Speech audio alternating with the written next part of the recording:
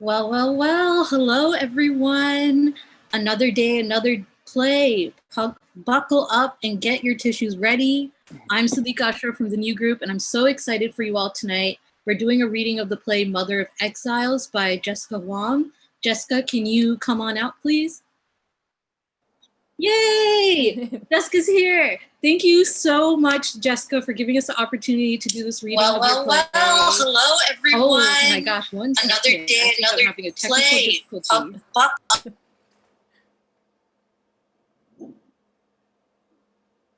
Maybe I'll take a second to say while you're muted that I'm just so grateful to the New Group and to Ian and to you for producing this festival, and I'm so honored to be included. And I thought I would take a quick second to say that this play is not based at all on my family, but it was inspired by the people that came before me, who crossed borders and loved bravely and sacrificed so many things for their descendants. And I just want to thank them and thank you all for being here. Sorry guys, I had YouTube open. We're streaming live, so you heard the YouTube playing at the same time. Sorry about that. And thank you, Jessica, for your words. I just want to give some more info about our festival before we begin. This reading is part of our Facing the Rising Tide festival this week. Facing the Rising Tide has readings each night at 7 p.m. of new plays that look at environmental racism, the climate crisis, and hope. This festival is produced in association with the Natural Resources Defense Council, which is helping us bring in guests who can speak beautifully to the specific topics that these plays raise. Our partnership highlights NRDC's Rewrite the Future initiative, which encourages more varied and compelling climate stories and entertainment. Storytellers have a vital role to play in shaping and energizing our cultural narrative about climate. We hope these plays help get people thinking and acting in the right direction. Tonight, we have an extraordinary cast for the reading, directed by the also extraordinary Seonjae Kim. Jessica, thank you. This is when I would have asked you to say words. Do you have anything else you want to add before? No, just that this is an amazing group of people, and it's been such a pleasure working with everybody. Yeah, so I'm just so glad to be a part of this. All right. Okay, so after the reading as well, there will be a talkback with artist and activist Xavier Cortada and Jessica and Seonjae. So join us afterwards as well. But now we're ready to enjoy. Have fun, everyone.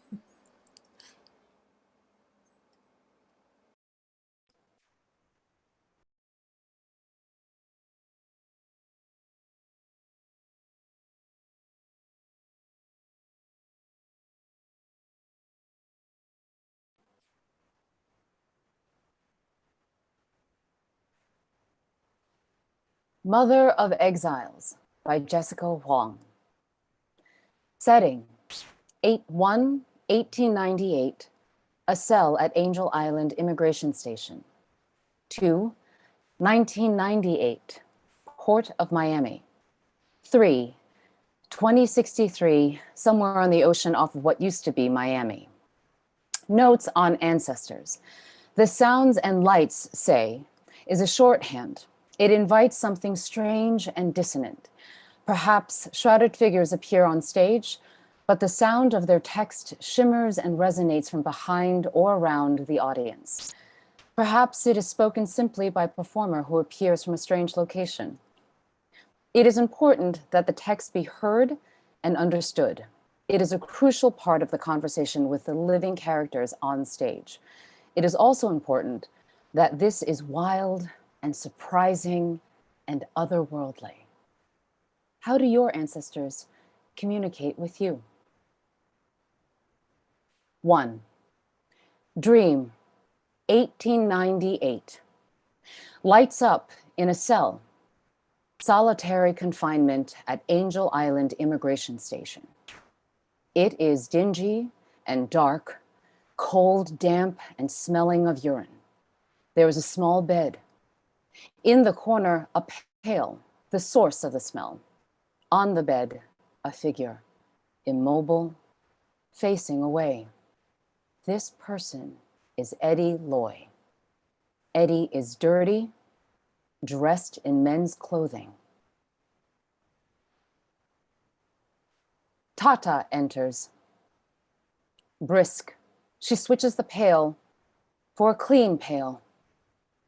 She seems pretty used to the task, but it's never not disgusting. Exits with the dirty one. On her way out, Eddie stirs. Hey! Hey! Tata stops. Hey, do you know when the ship is coming? Yo no sé. How often do they come? Yo no sé. Is there some way to send a message to someone? Yo no sé, solo trabajo aquí. Can you speak English? No. Next, Eddie lies still. A guard stands just outside the cell. He bangs on the bars. Hey. Hey. In there. Hey. Eddie looks up. You a man or a woman?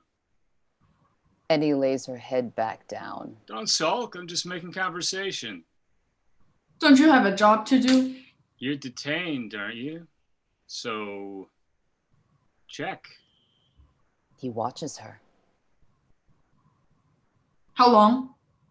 How long? How long will I be in here?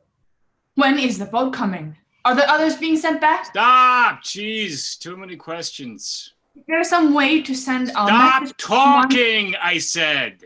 I thought you wanted a conversation. All I really want to know is, are you a man or a woman?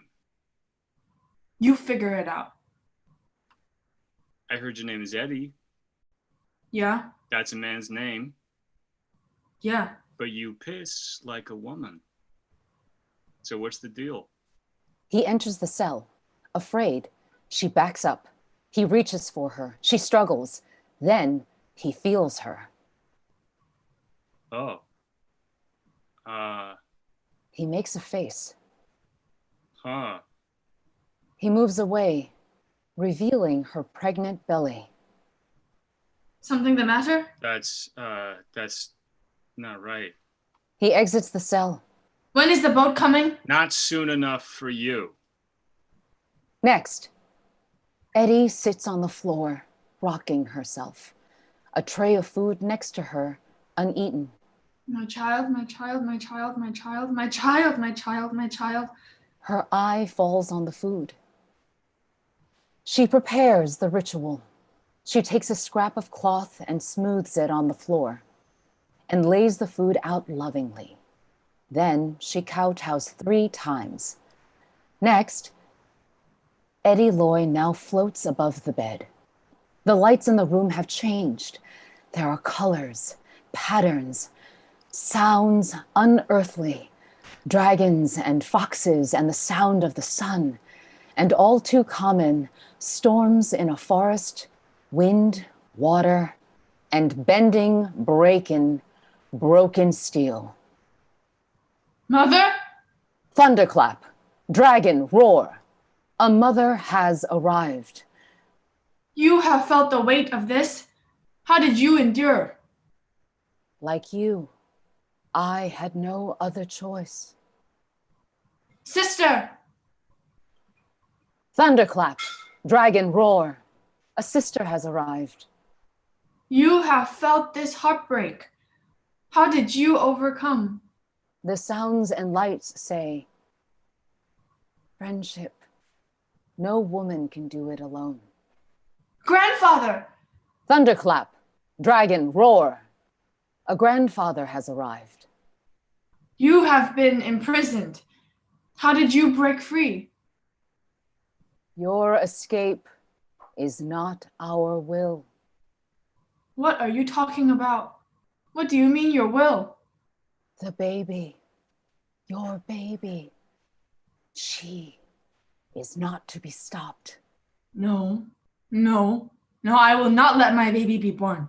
Not here. I will close my legs and I will hold her in tight until I have returned home. You are not to return. I would never stay, not after this. You are not to return, and you shall not stay, but she is of this land. What do you mean? Be brave. Not to return, not to stay? What will happen to me? We are sorry. Are you saying I'm going to die? She is of this land. No. No, she isn't. She will be this land. No, she won't. From offstage. Can you please shut the fuck up? Next, Eddie curled in the bed. Tata enters. Brisk. She switches the pail for a clean pail, moves to exit with the dirty one. Eddie stirs. Oye. Por favor. Señora. Cuando el barco, ¿sabes contactar a alguien? Señor, me dirá, ¿es mi español no bueno? Okay. Gracias, okay. Tata exits. Next, the guard has returned. So, are you a man or a woman? This again? I'm bored. Me too, but I don't bother you about it. You're ugly like a man, but your voice is high like a woman. Your hair is cut like a man, but your face is smooth like a woman. Your chest is flat like a man, but you're pregnant. Chinese women aren't allowed to land. So? As a man, I had a chance. And it worked? For a while, I got a job as a cook. Worked pretty well. You'd make more money as a whore. He gestures at her belly. But then again, why pay if you're giving it away for free, am I right? You're a pig. I just call it like I see it. She moves away from him.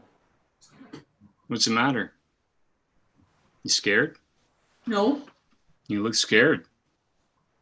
I was just thinking about death. Next, Eddie sits on the bed. An older lady sits next to her, a missionary, reading from the holy text, shifting from time to time, and covering her nose with a handkerchief. For the lips of the adulterous woman drip honey, and her speech is smoother than oil. But in the end, she is bitter as gall, sharp as a double-edged sword. 阿姨，你可唔可以幫我？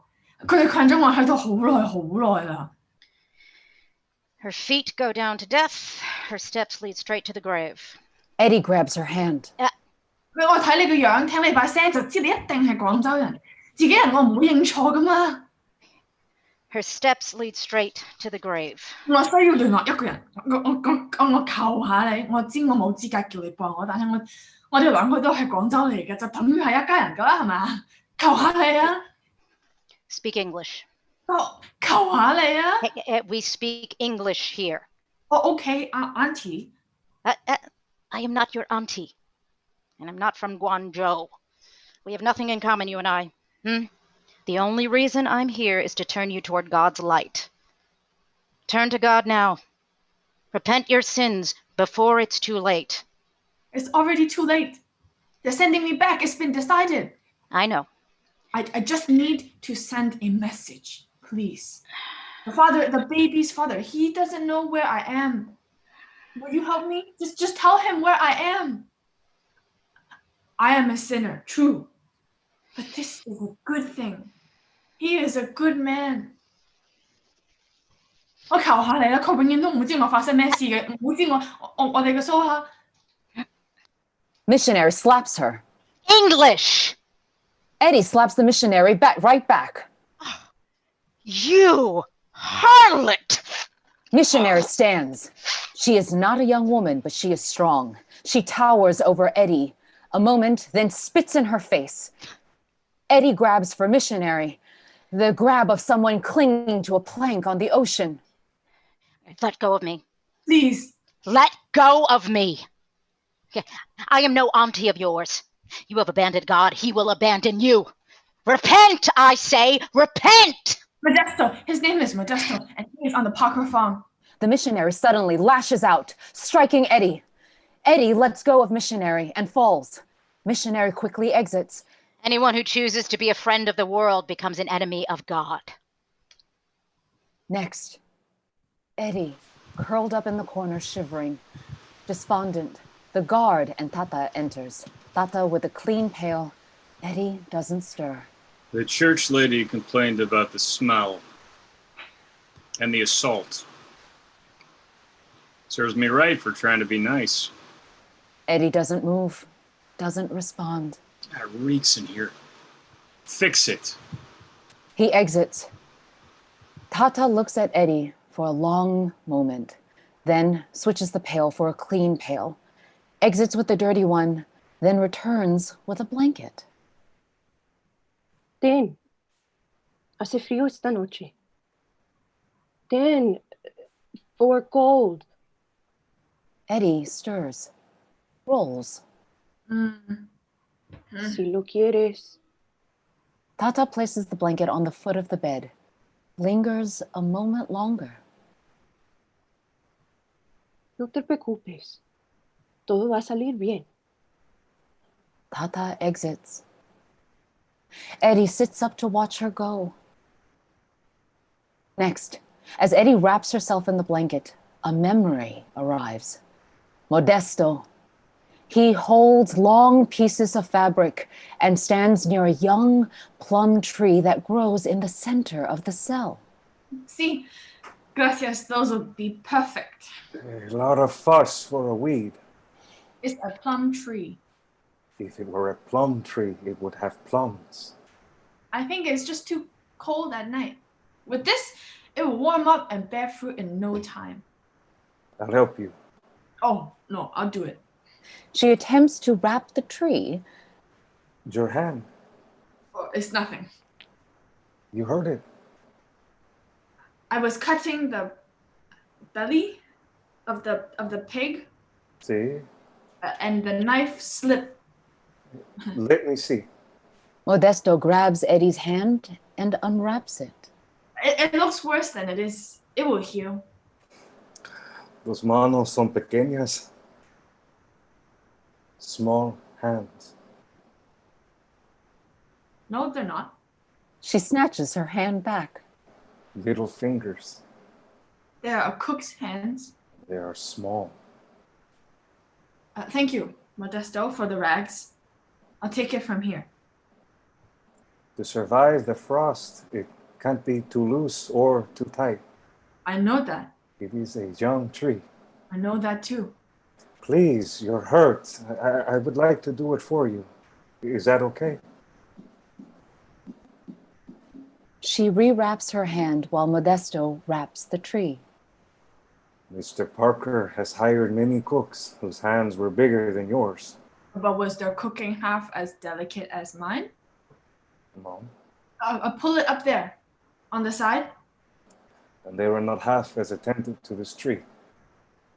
When harvest comes and I make Eddie Loi's famous plum cake, you won't be sorry. Modesto finishes wrapping the tree. Eddie Loi is not what he seems. Pero no te preocupes. Modesto can keep a secret. Next, Tata enters. She switches the pail for a clean pail, exits with the dirty one, returns with a plate of food. A comer. Come ahora. Tienes que comer. No, For eat. I don't want to. I cook. I cook this for you. You did? You moan and moan. I think maybe she eats, she shut up. So you do speak English. I learning. I think it's better than you Spanish. Okay, so now will you eat? There is chocolate. I think it's good for girls. How do you know it's a girl? She's so high up, she up to your chin. Please eat. I don't want she angry when she come out. It's not coming out. I'm going to keep my legs closed till I'm back in Guangzhou. It's not going anywhere. Then she will swallow your liver and chew your heart and claw her way out of your belly with her fingernails. Tata stands to leave, reaching for the food. Eddie takes it back and resentfully takes a bite. Then another. She eats. Tata watches. This is good. You see? No, I mean, it's really good. I tell you, I cook it. Are you going to get in trouble for this? You don't tell, I don't tell. Eddie eats. Holds some out to Tata. ¿Tú quieres? Good accent. Here. Eddie divides the food, giving some to Tata. Please. It's too good to eat alone. Tata hesitates. And then also eats. You are right. This is good.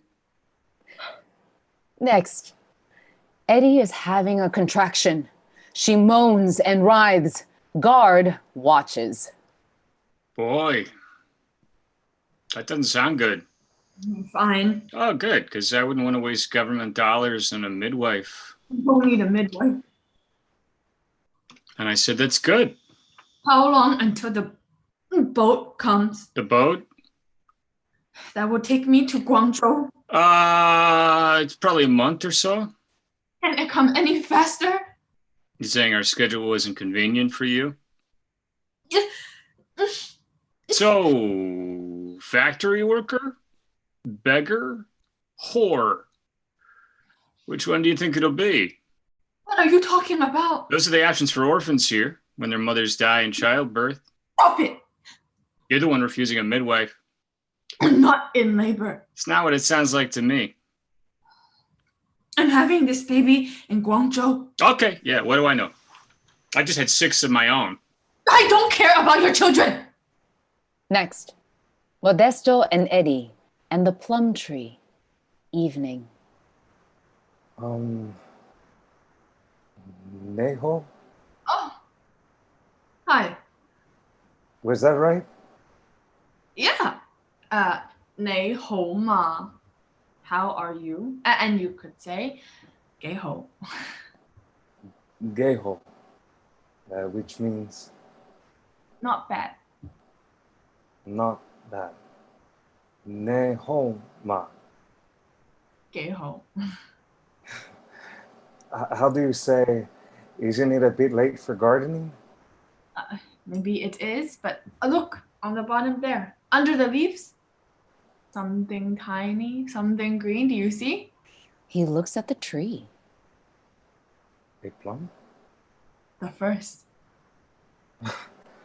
I was here for 4 years before you, and there have never been plums before. They stand and appreciate the tree. How is your hand? Should I look at it? Do you want me to? Eddie holds out her hand. Modesto unwraps it, examines it, looks at her. Manos muy pequeñas. Very, very small. Gay. Oh. Not bad. She puts her hand to his face. He impulsively kisses it. She pulls his face to her face. She kisses him. He kisses her. Thunderclap. Dragon roar. Mother, grandfather, sister have arrived. You fooled all the others, but I was never fooled. The sounds and lights say, this is as it was meant to be. I think it's because actually this whole time I wanted you to know. The sounds and lights say, this is a blessing, a gift, and a promise. Eddie and Modesto, Kiss and kiss and kiss. Next, Eddie in bed, sweats and screams. A midwife between her legs, Tata wiping her face. Oh, my child, my child, my child, my child, my child, my child. Tata, hand me the lard. Tata hands midwife lard. Midwife slathers it on Eddie's thighs and up into her birthing canal. Okay, now if you could, please begin to push. Push. No. Is this some kind of Chinaman thing? This is America. Here we invented medicine. Here we push. Modesto, Okay, wouldn't it feel better to push? my child will be born in Guangzhou. Sweetie, you're in labor. It's a little bit late to worry about where. You will not take one breath of American air. Okay, now look, we can do this the easy way or the hard way. I can restrain your legs, I can reach in, and I can pull. I will cut that little angel out of you if I have to, but your baby is going to be born today. Nothing you can do to stop God's plan. Modesto, Modesto. What is she saying? Is she saying something? Modesto, this is the father's name? Yes. The father, he's not here. It's just you and me, lady. So put him out of your mind and focus on pushing. Please, he doesn't know where I am. So send him a postcard when you're done. You are not the first woman to have a baby without the daddy. You are not the first woman to have a baby without the daddy and wish you weren't having a baby. You aren't even the first to have a baby and wish you weren't in this cell. What happened to those children? How am I supposed to know? My job is to get them out in one piece. But I can't do that without your help. So get ready to push. 1, 2. Hermana. Please. Oh, where? On the farm. On the Parker farm up the hill. Do you know it? See, maybe I go see. You will? Why not? Okay? Okay. So push. Next, a baby screams. Compared to a womb, the world sucks.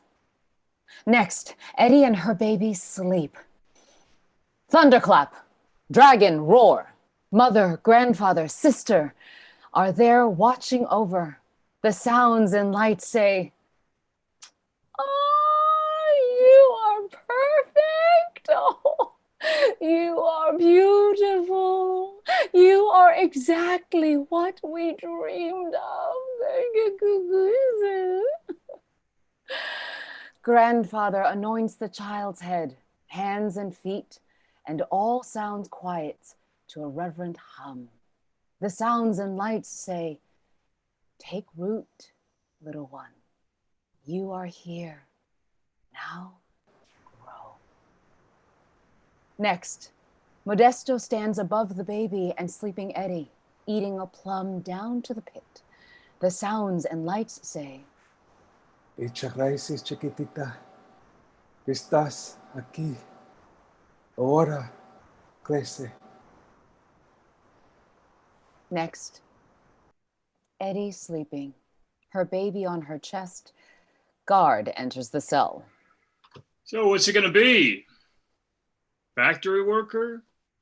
Beggar? Whore? What are you doing? If you don't pick, it'll have to be up to me. Don't. Please. She's coming with me. You might not see it yet, but I'm doing you a favor. Factory worker, beggar, whore are all better than dead, which is what you'll be if she goes with you. Babies don't last long on ships. He picks up the baby. Eddie struggles. Please. You might not see it yet, but I'm saving her life.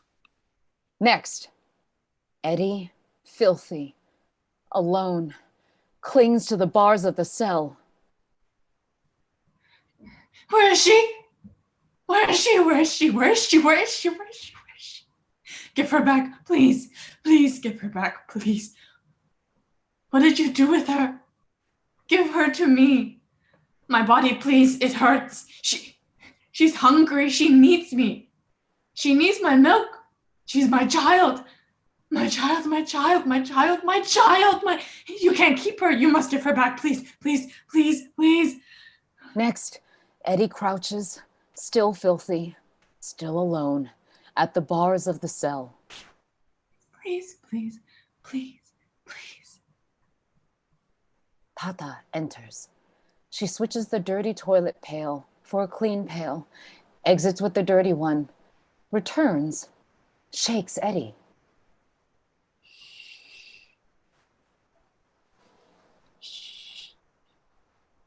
Tata. Where? What? I come from Mr. Parker Farm.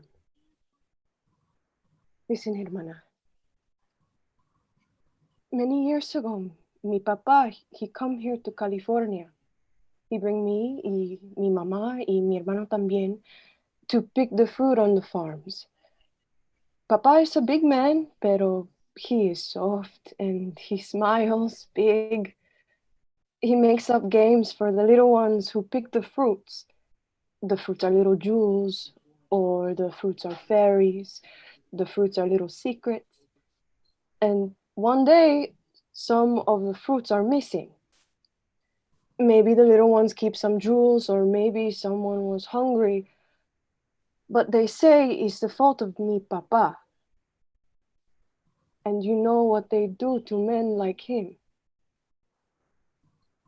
Our family stays here so he can watch us. I tell you this, hermana, so you know you are not alone, and neither is Modesto. Tata puts something in Eddie's hand. He is gone. Lo siento, hermana, lo siento. No. Eddie looks at what Tata has given her. It's a little necklace with a small brown charm, a plum pit on a string. I sorry. Eddie folds into herself. Hermana, what happened to your baby? Eddie is done for. Next. Thunderclap, dragon roar. Mother, grandfather, and sister are there. Mother touches Eddie's head. The sound and light say, my child, poor thing.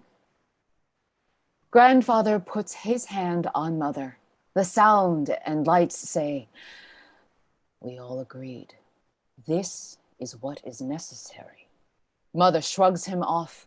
The sounds and lights say, is it necessary for her to suffer like this? Sister shivers. The sounds and lights say, it is definitely not pleasant to watch. Mother paces, now on a roll. The sounds and lights say, and he? Is he really the best soil in which this family could take root? What if we made a mistake? As grandfather considers, Tata sneaks into the room, careful not to wake Eddie. She tenderly arranges her blanket, leaves water, leaves food. Grandfather looks at Tata, then meaningfully at mother. The sounds and lights say, perhaps we could make another offering. Next, Eddie in the bed, a tiny ball, silent, unmoving. Tata enters. She switches the dirty toilet pail for a clean pail, exits with the dirty one, returns with a bundle. Oh, yeah. Hey. She pokes at Eddie, who doesn't turn around. Oh, yeah. Leave me alone. Hey, you. Ten. Tengo una sorpresa para ti. Volteate a mí, ve. What? She turns around. She sees the bundle. The bundle is her baby. Give her to me. Tata gives her the baby.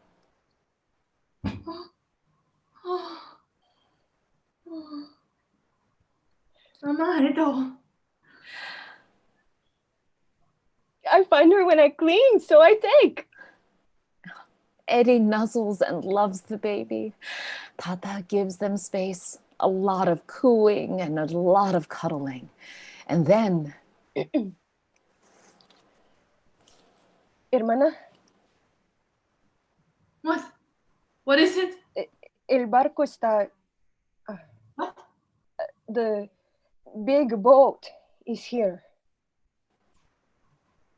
Oh. They'll be coming for me. Sí. Eddie rocks her baby. Tata?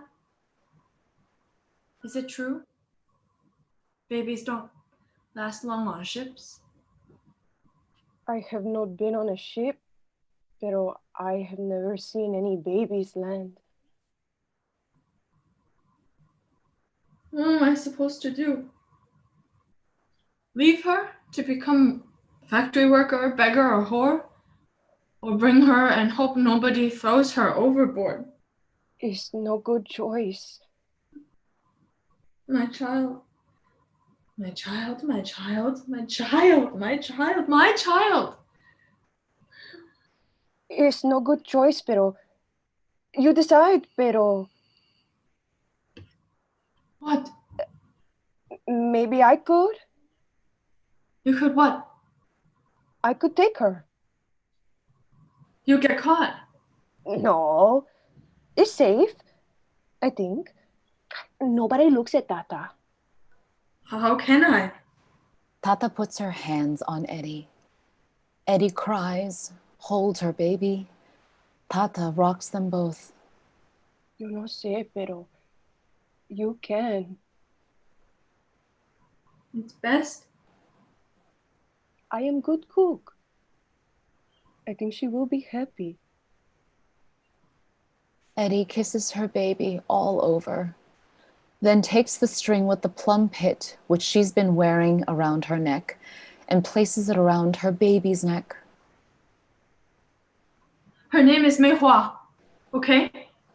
Peach, a plum blossom. Mei Hua Loi. Her name is Loi. Okay. Her name is Loi. Promise? Mei Hua Loi, prometo. Eddie hands the baby back over to Tata. Tata takes the baby and exits. Thunderclap, dragon, roar. Mother, grandfather, sister are there. The sounds and lights say, it's time. The guard enters without seeing the ancestors. Eddie stands, showing no resistance. Guard and Eddie exit together. Thunderclap, dragon, roar. Lights out. End scene. 2. Deliberation, 1998. Dark night, sound of a speedboat arriving off stage. It docks to appear in the port of Miami. All around the sound of ocean waves gently lapping against the pier. Calm water, nice night.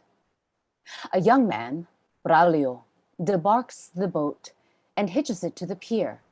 2 others follow, carrying their satchels and coffee mugs, paying Braulio very little attention. They are all Marine Interdiction officers, the Marine unit of the Border Patrol, and it's at the end of the workday. I don't know if I should. It'll be fun. That's why I'm not sure. Now, one drink. I have aerobics in the morning. Just come for one drink. Say hello to the fellas, then leave. It's never just one drink. That's your problem. Yeah, yours too. It's not a problem if I don't think it's a problem. That's what someone with a problem would say. Just come for one drink. It's Chad's big day. He'll want to celebrate with his old watch commander. Oh, shut up. What? I don't know. The way you said it sounds dirty somehow. No, yeah, that was intentional. Okay, ew. Kidding. I could write you up. Kidding. So you're coming? Oh my God, you are so pushy. I just want to hear you sing that TLS song. Okay, first of all, it's TLC. Mm-mm. Okay, and secondly, nobody does karaoke after one drink. And I said, I'm only having one drink. So you're coming? If I'm coming. Don't go chasing waterfalls. Please stick to the river and the lakes that you use. Okay, Jesus, Mick, fine. Okay, no, don't get excited. Here's the deal. If the new kid goes, I'll go. He's never gonna go. Oh, not with an attitude like that. I'm serious. New kid goes. Otherwise, it's an early night and aerobics tomorrow. My final offer. Fine. Fine. Fine. Fine. Good luck. I'm gonna go get changed. She exits. Mick looks back at Braulio, who is tying up the boat and pretending not to listen. You heard all that? Well, so you know, Chad got promoted, and a few of us are going to the Marina Lounge if you want to come. It's not far. It's just off 95 and 72nd Street. I know where it is. So you come? I saw a raft. Ah, for Christ's sake. I know what I saw. Bruno, listen. Braulio. No. Bruno, listen.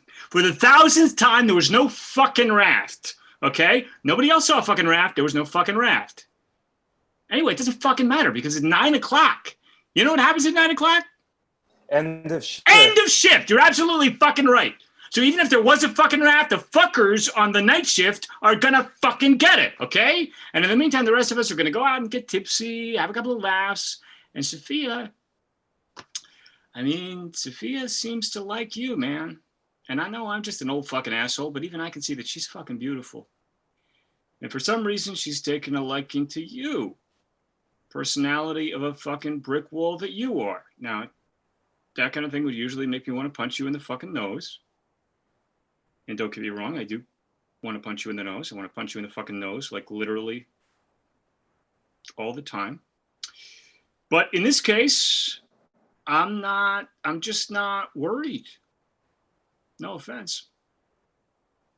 Maybe she likes you. Maybe she just pities you.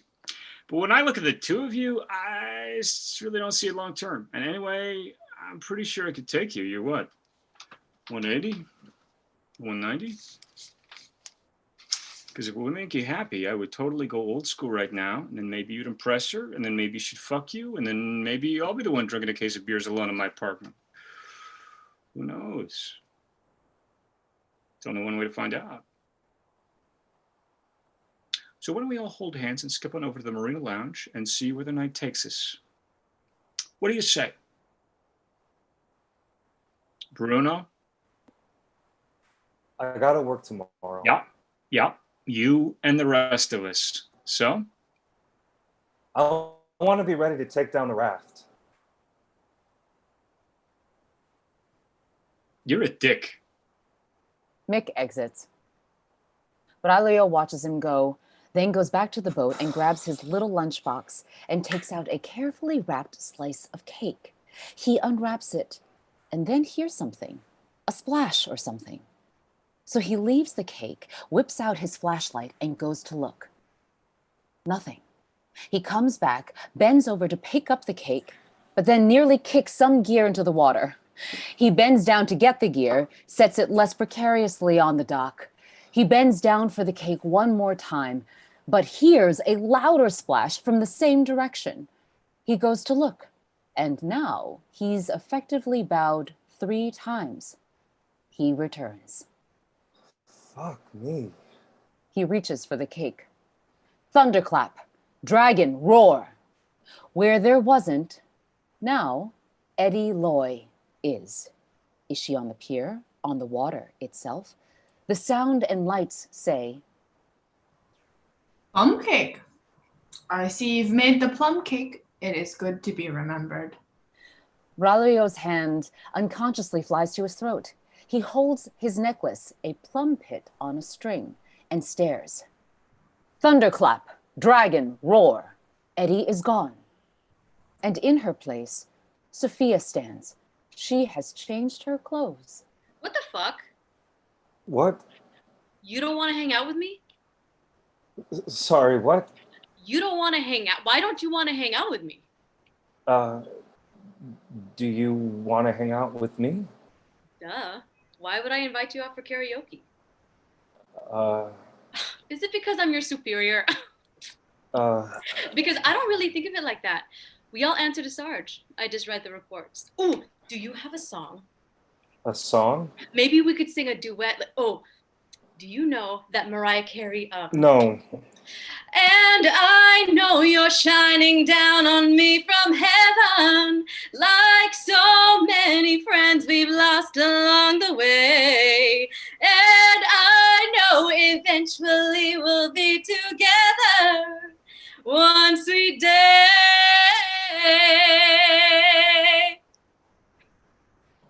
That was... Whoa.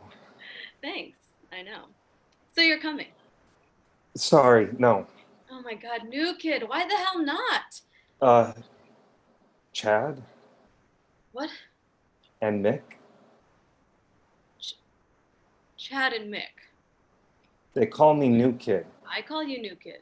Yeah, and you call Chad Chad. Everyone does. And he's been here for like 6 months, and he got the promotion. Oh, And if they don't call me New Kid, they call me Bruno. That's not my name. I know. It's Braulio. I know.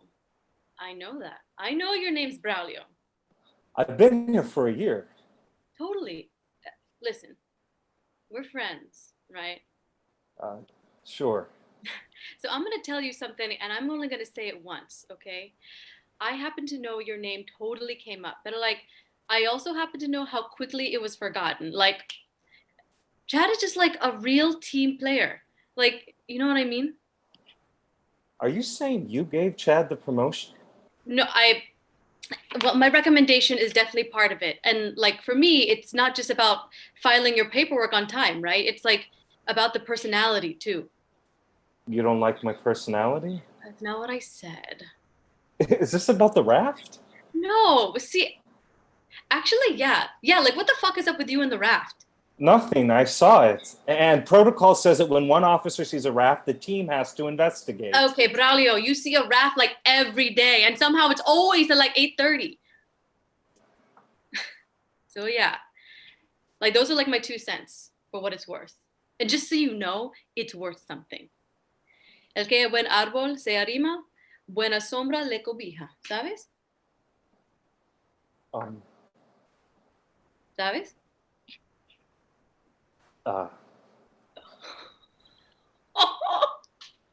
You don't speak Spanish? I'm taking a class. You said your name is Braulio. You had like a whole thing about it. Yeah, so? Oh, so nothing. I just think if you want to meet a quota, keep doing what you're doing. But if you want a promotion, you got to start being, I don't know, nicer to work with. And you could like try starting right now with drinks with the guys and me tonight. Just something to think about. I'll see you there. Sophia exits. Braulio looks at his cake and then looks after Sophia. He sighs and wraps up the cake and then gathers the rest of the stuff from the boat. There's actually kind of a lot of it, and he struggles to take it all in one trip. But before he gets too far, thunderclap, dragon, roar. Eddie appears. Shit. The sounds and lights say, Hello, Braulio. Braulio Loi. Actually, don't you want to take 2 trips? That's a lot to carry in 1 trip. Seems like you would do better in 2. Put some of that down. You're making me nervous. You're going to fall off the dock. Hey, ma'am. Ma'am, hold it right there. Do not be afraid. Yeah, I'm not afraid. I never said... I'm not afraid, okay? Okay then. I'm not. Okay. What the fuck is going on? You tell me. You summon me. I summoned you? Yes. Remember earlier when you made an offering of plum cake and bowed 3 times? I didn't. I don't. Who are you? I'm Eddie. I'm your great-grandmother, and I don't have all day. Oh. So speak your question, and I will do my best to help. I don't know if I have a... Question? You summon me, but you have no questions? Your generation. Your generation, I swear. Now, hold on a second. So you expect me to sit here and wait? No, I just... Don't stand there with your mouth open, Braulio. Speak. Okay. Well, I guess I've been thinking a lot about a promotion. Okay.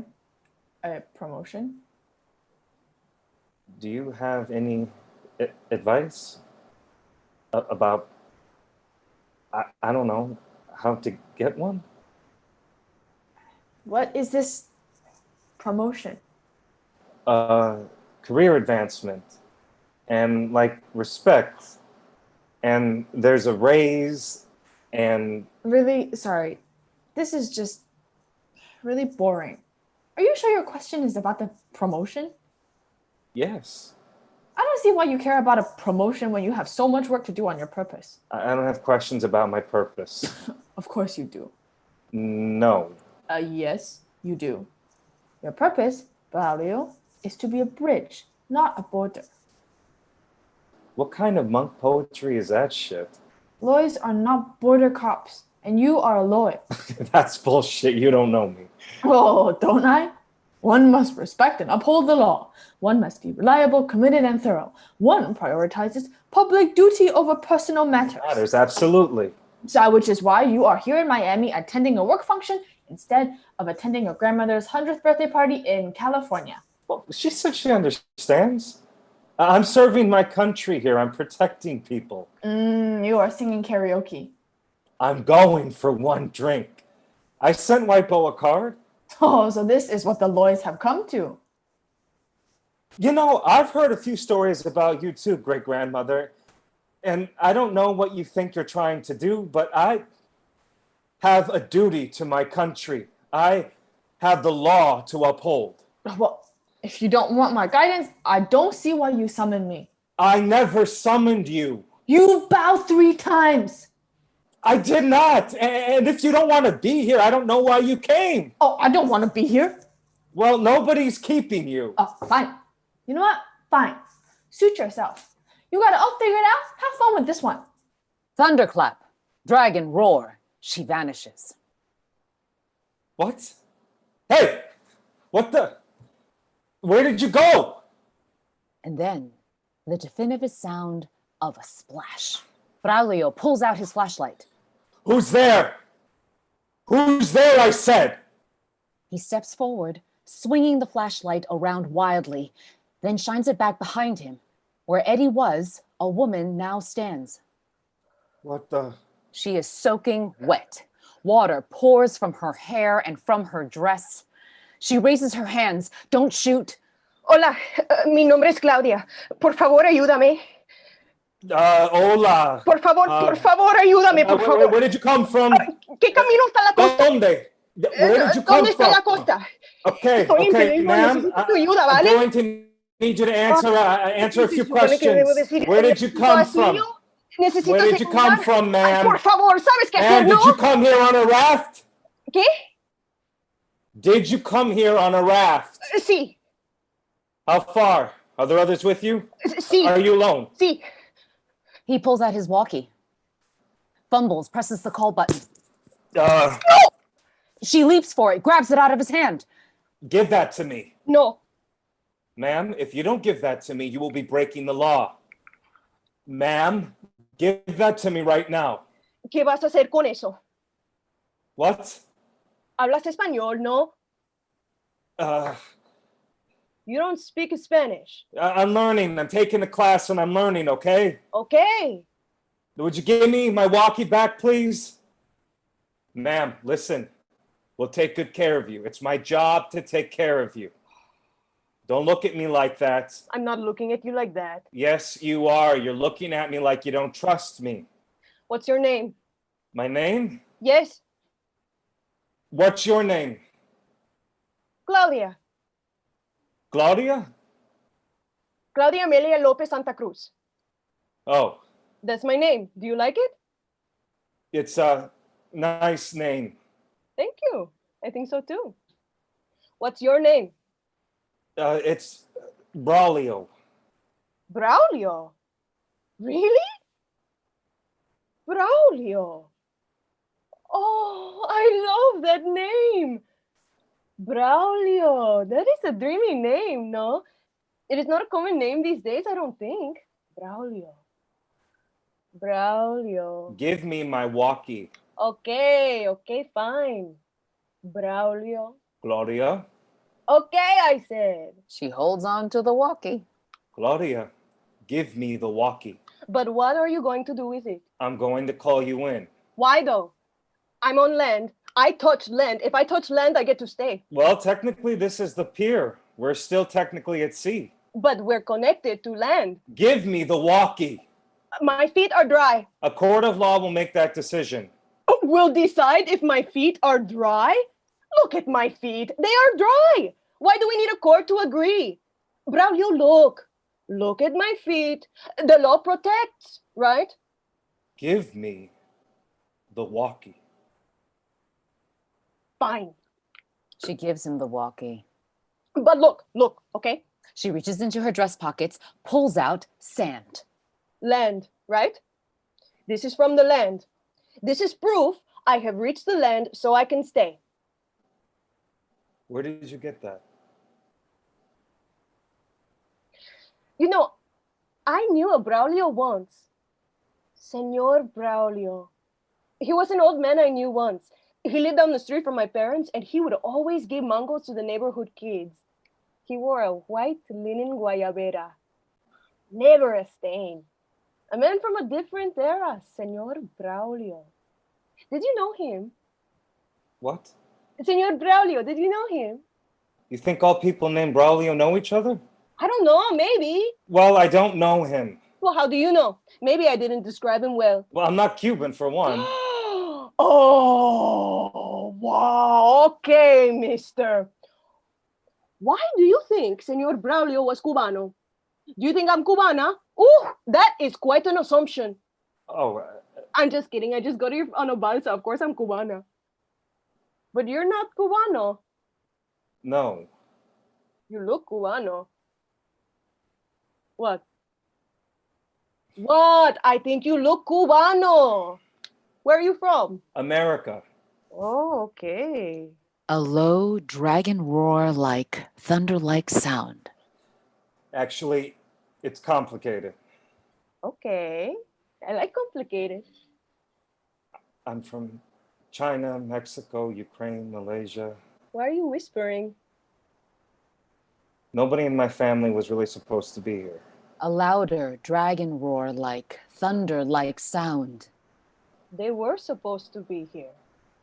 I know that for sure. How do you know? They had to be here so that you could be here. I think your purpose is to be right here, right now. You feel it, right? You're here, Braulio, to let me stay. Look out to the sea, and when you turn back, I will be gone. You will never have to think about it again. And the law protects. Please, let me stay. A call comes in over the walkie. New kid? You copy? Do you copy? Yeah, I copy. Yo, it's Mick. You still down at the boat? You coming up or what? Sophia said you're coming. Are you coming? I said, are you coming? You hear me? New kid, are you there? Is everything okay? New kid, something the matter? Claudia drops to her knees, raises her hands. Bruno, is everything okay?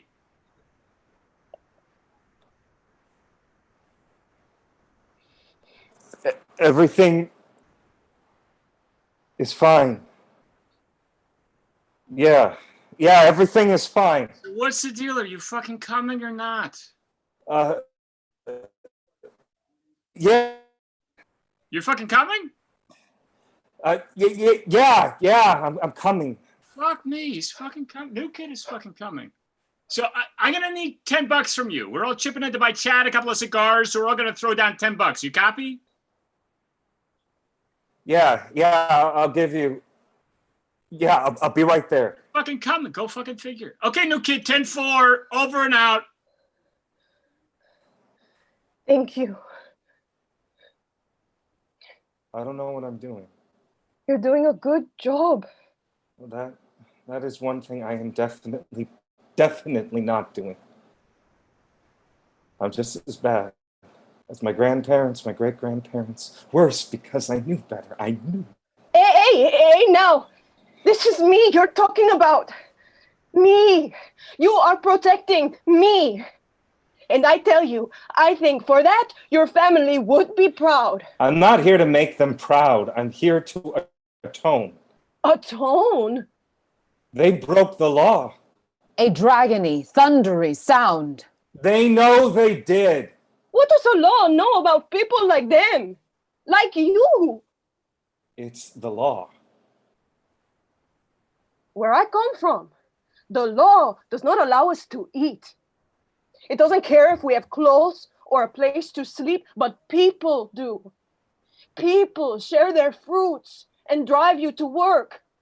The law listens and snatches and imprisons.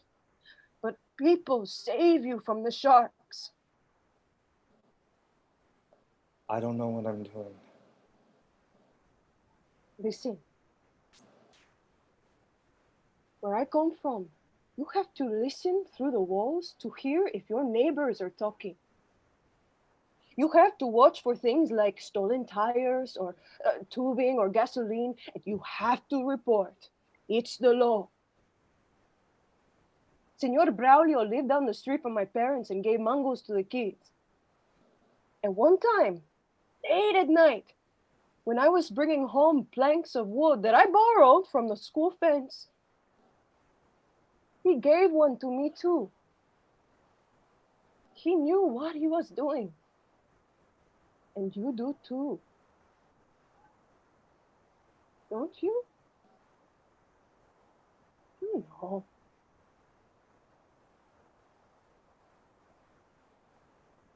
It's only you, right? Nice to meet you, Braulio. Now turn around. Don't watch. Turn around and you never saw me. Braulio begins to turn.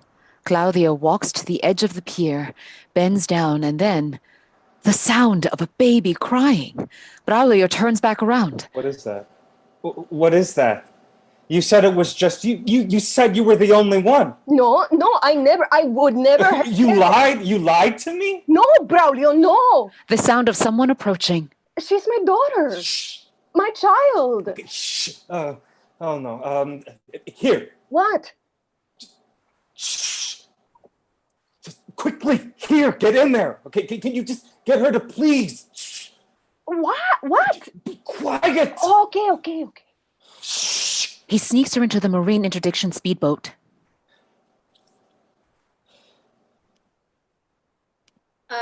You're still down here. Yeah. Sorry. I'm coming. I'll be right up in a sec. Okay, we're all ready. They sent me down to get you because you were taking so long. Sorry. Yeah, it was just it's stupid. I lost my wallet. Wait, what? Yeah, I just lost my wallet. You know, Mick wanted $10, so. Oh. Yeah, so that's all. That's why I was sorry. Oh, well, I mean, did you look on the boat? The boat? For your wallet. I mean, I bet it's on the boat. Here, let me. She goes towards the boat. No, I found it. I just found it. I just found it on the boat. So yeah, so we're good. Okay, so let's go. What? I just I still have to finish organizing all the equipment. You're organizing the equipment Yeah. here on the dock? You know how sometimes you start with just like a pile and then one thing leads to another? Uh-huh. And then before you know it, you're dusting the sonar equipment. Dusting the sonar equipment. Yeah. Huh. Okay. Okay, Braulio. I think I know what this is. You do. I do. And you can like fess up, okay? I know what's going on here.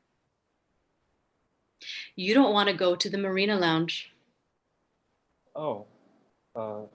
I think maybe you don't know how to tell me, but maybe you don't want to spend tonight with all the guys.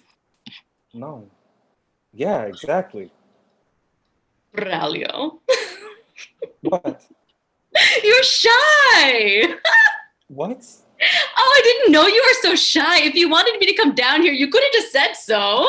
Oh, Oh, you don't have to be shy around me. Don't. I don't feel shy around you. Oh, good. That's good. She leans in.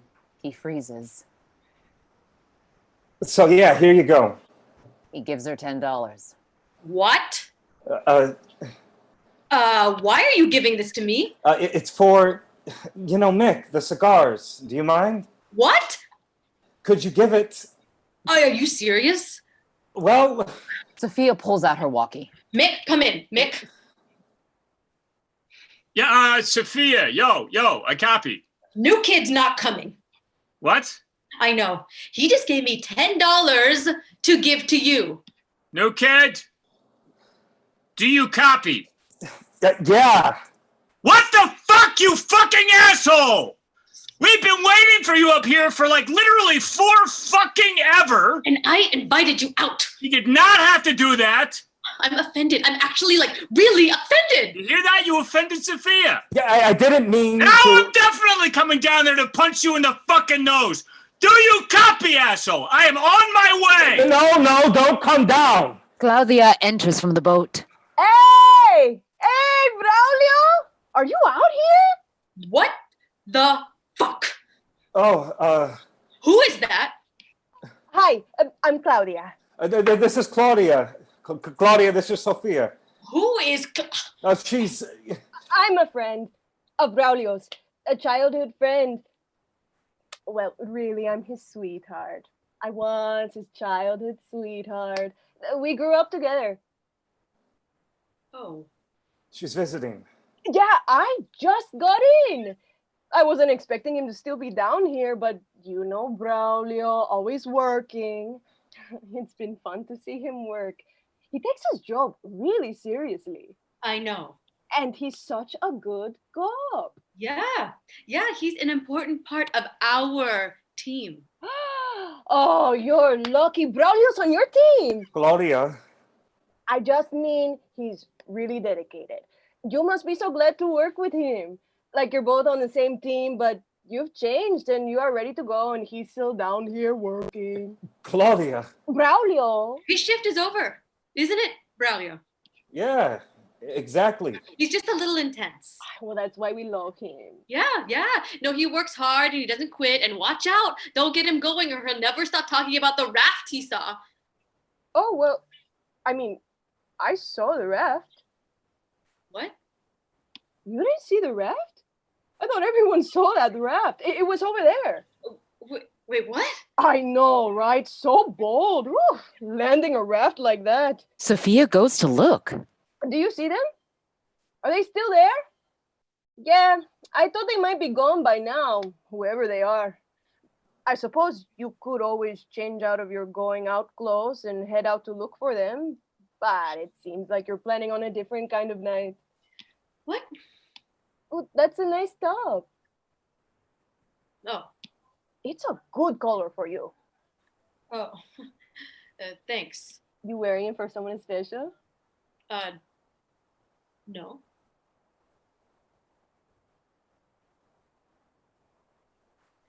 What the fuck is going on? I'm getting my boots on, Bruno, and then watch out. Your ass is... Chill, Mick. Okay, he's fine. Just, I'm coming up, okay? Relax. Just tell Chad and the rest and let's just Go. Hey, Sophia, right? So nice to meet you. I'll see you around. Buena noche. Yeah. Nice to meet you too. Sophia leaves. A moment. Claudia ducks into the boat, grabs her baby.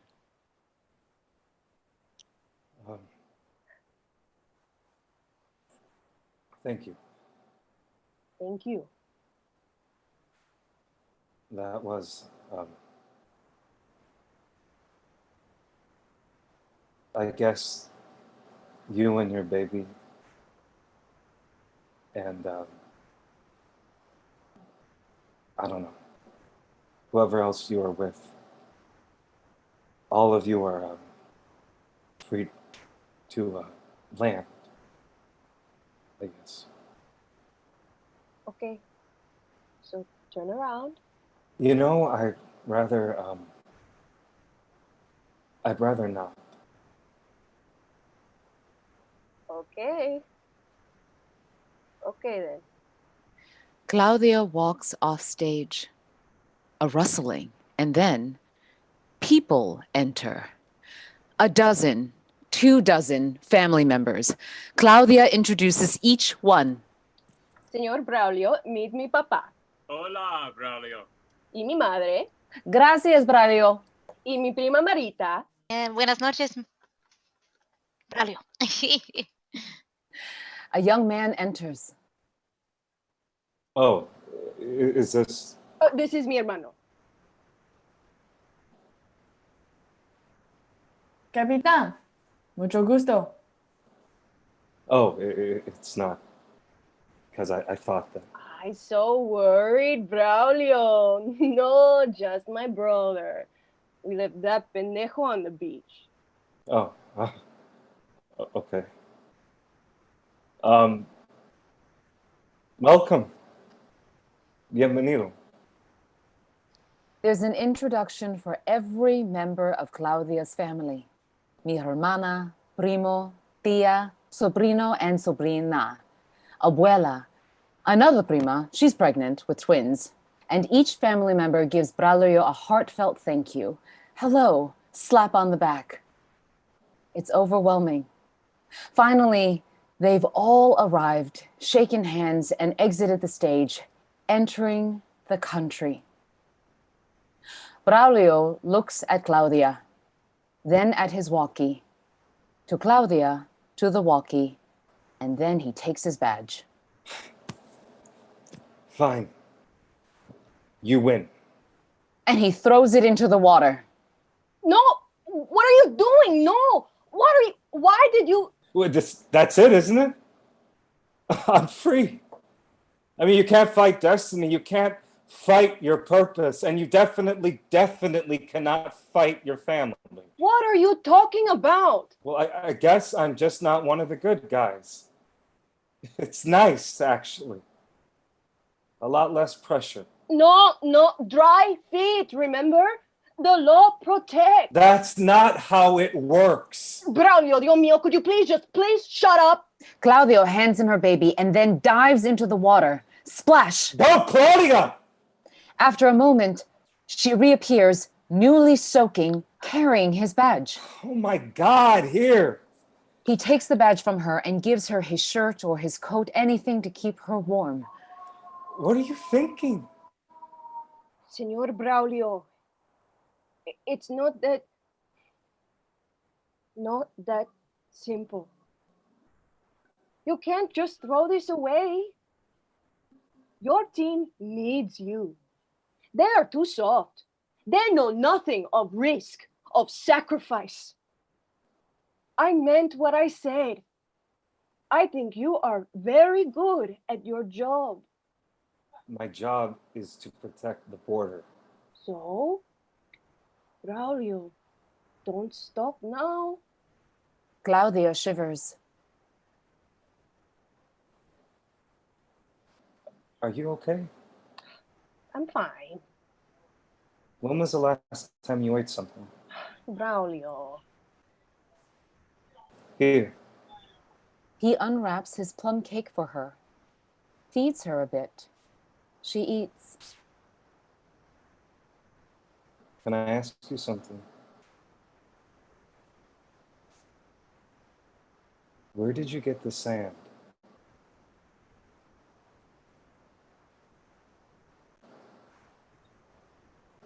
Near the end, just the last few miles, when we'd run out of gasoline, everyone who could swim had to swim. Had to push or pull the rest. And I'm strong, you know. I've always been a good swimmer. And my baby was on that balsa. My child. But first, you know, I just needed to know for myself how far. So I went down. Down, down. I'd always known it was there the whole time, beneath us, out of sight, but there. But when I found it, when I finally touched it, it was real. So I took some of it with me. It may have been underwater, but it was land. And I wasn't going to take any chances.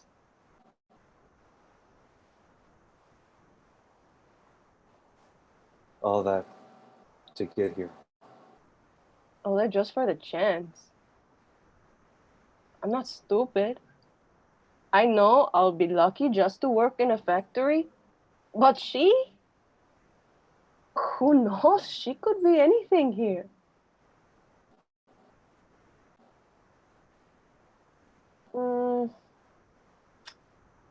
Braulio.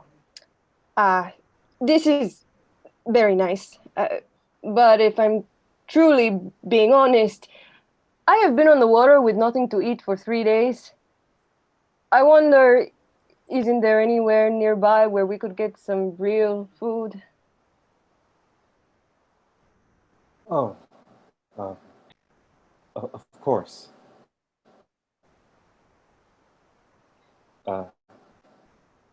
Here. He helps her up. They begin to exit. Thunderclap. Dragon roar. Eddie Loi appears. She picks up the remaining plum cake and eats it thoughtfully while she watches them walk to shore. Thunderclap. Dragon roar. Lights out. End scene. 3. Diaspora. 2063. Somewhere on the ocean off of what used to be Miami. Sound of water against the sides of a tiny sailboat. The sound rises in volume. It is all the sound there is. Lights rise on a boat, floating in space. There are people in the boat. A woman, Mimi, her mother and father, Kate and Henry, and her baby. The baby and Mimi sleep. The boat floats. Kate and Henry speak quietly to avoid waking their daughter and granddaughter. Maybe we passed it.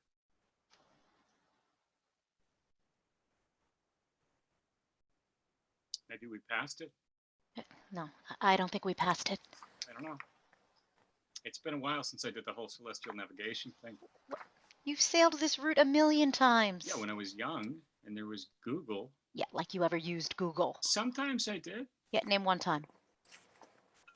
Well, it was always there just in case. Uh-huh. So, no, Henry. No, I don't think we're going to hit Cuba. Fuck.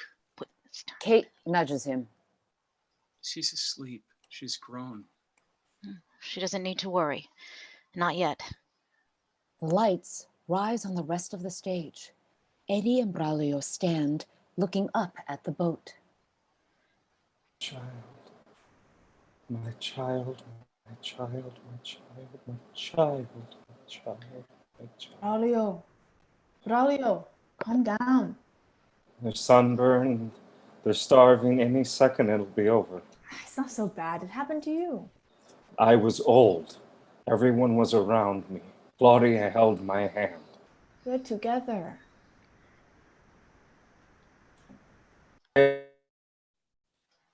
It will be over soon.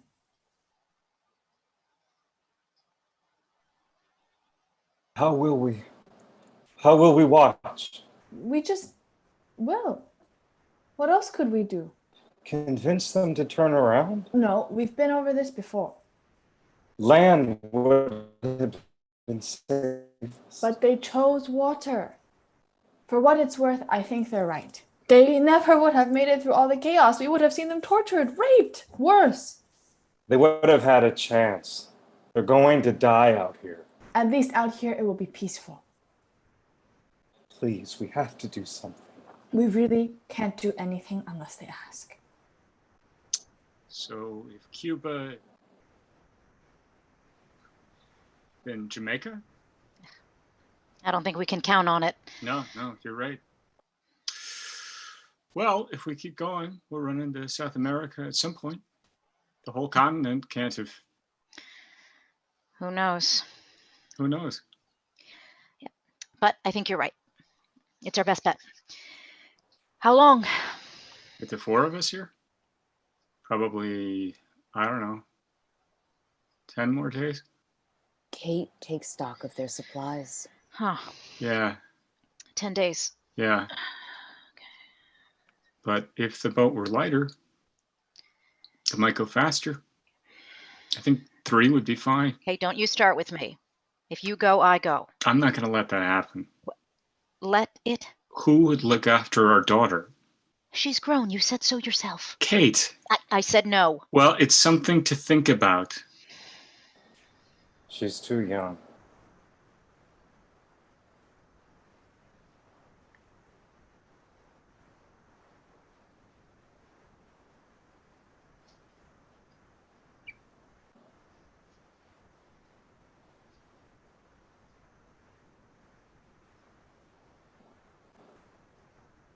You weren't much older. That's different. You're sentimental. She's my child. The baby wails. Oh, pass her to me. Henry does. Kate rocks her. I was young. I was, what, 19 years old? The baby continues to cry. Kate sighs, goes to wake up Mimi. Think she's hungry. Oh, shoot. Sorry. I fell asleep. I hate to wake you. No, no problem. You sure milk is okay? People have been doing it for centuries. I did it. You turned out okay. There wasn't this kind of pollution when I was a kid. The doctors did say formula. Your mother's a doctor. She's a dermatologist, not a pediatrician. The pediatricians were paid by the formula companies. Okay, Dad. To be honest, sweetie, I think we might want to save the formula. Oh, you mean... Nothing to worry about yet, but it's good to be cautious. Oh, okay. Well, give her to me. Mimi feeds the baby. 19 years old, and they locked me up. Locked me up for working hard. Kicked me out for being young and being me. This country, I tell you. This country, good riddance. Well, You disagree? we put in a lot of work, all of us. We sweat. We tried. And what good did it do? Think about the Lois, the long line, the farmers, the shoekeepers, the cooks, the teachers. The cops, the soldiers, the doctors. And even then, I'm not sure it was worth it having her here. We changed this place for the better. Did we? Or were we just used and thrown away? With respect, great-grandmother, I don't think you're seeing the full picture. I think you're tossing the good out with the bad. I've seen more than you could ever guess. Generations before you were even born. But even you can't see the future. And this is my family. They could make all the difference. I'm tired. The lawyers are tired, Braulio. And it's time you let them rest. She looks good, right? Strong? She's beautiful, honey. She's really a trooper. Barely even cries. Yeah, she's a Lopez Loi through and through. Lawyers are tough. Lawyers might get tired, but they don't give up. You think I'm giving up?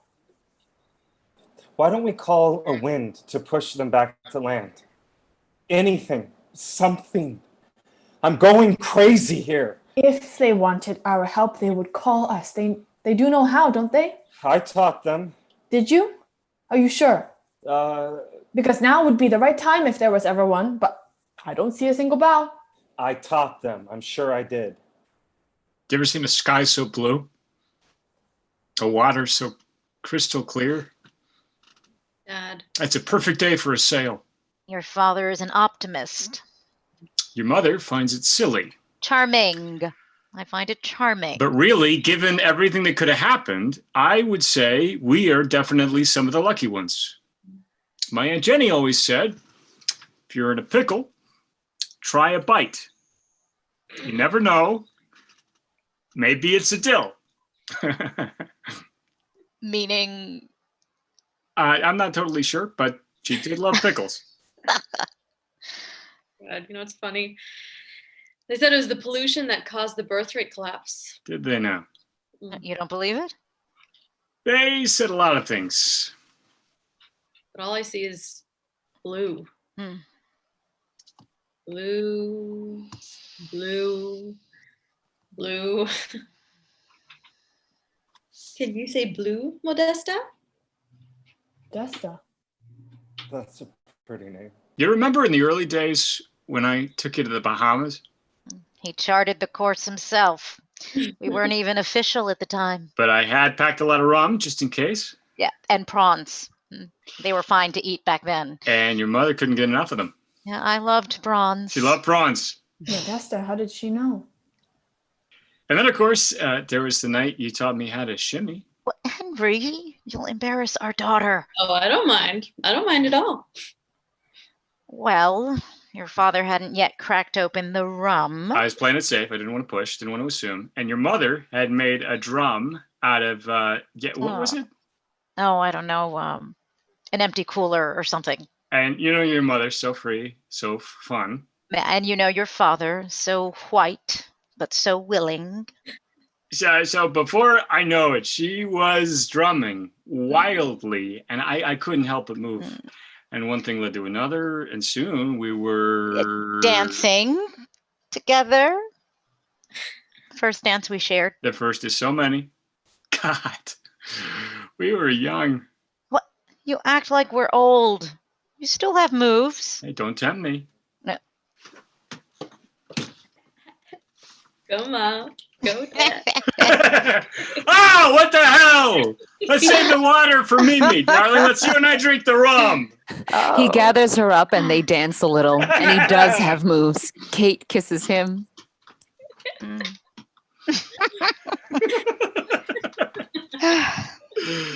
All right, then. Now? Now. This is it, right? It's now. I think it's now. Oh, God. It's Oh, okay. no, it's now. It's okay. It's okay. Just pull Oh, no. yourself. Just pull it together. Mimi? Honey? We have something to tell you. Oh, God. Oh, God. Oh, God. Dad? It's okay, honey. Here. Look. She reveals a little thing, really. A plastic container with some water in it. And inside, floating, a little brown plum pit. What's that? What's that? Oh, wow. You know the necklace your mother wears? Well, at some point she realized it was a seed of some kind. God knows how old. Had to be old. But you know your mom. So... It's growing? You bet. You see the little white roots? Oh, wow. Can't believe it. I wore that thing my whole life. I had no idea. And your daughter made it grow again? Yeah. My girl. So, that will go wherever you wind up. and you have to tend to it, okay? Okay, but why are you showing this to me now?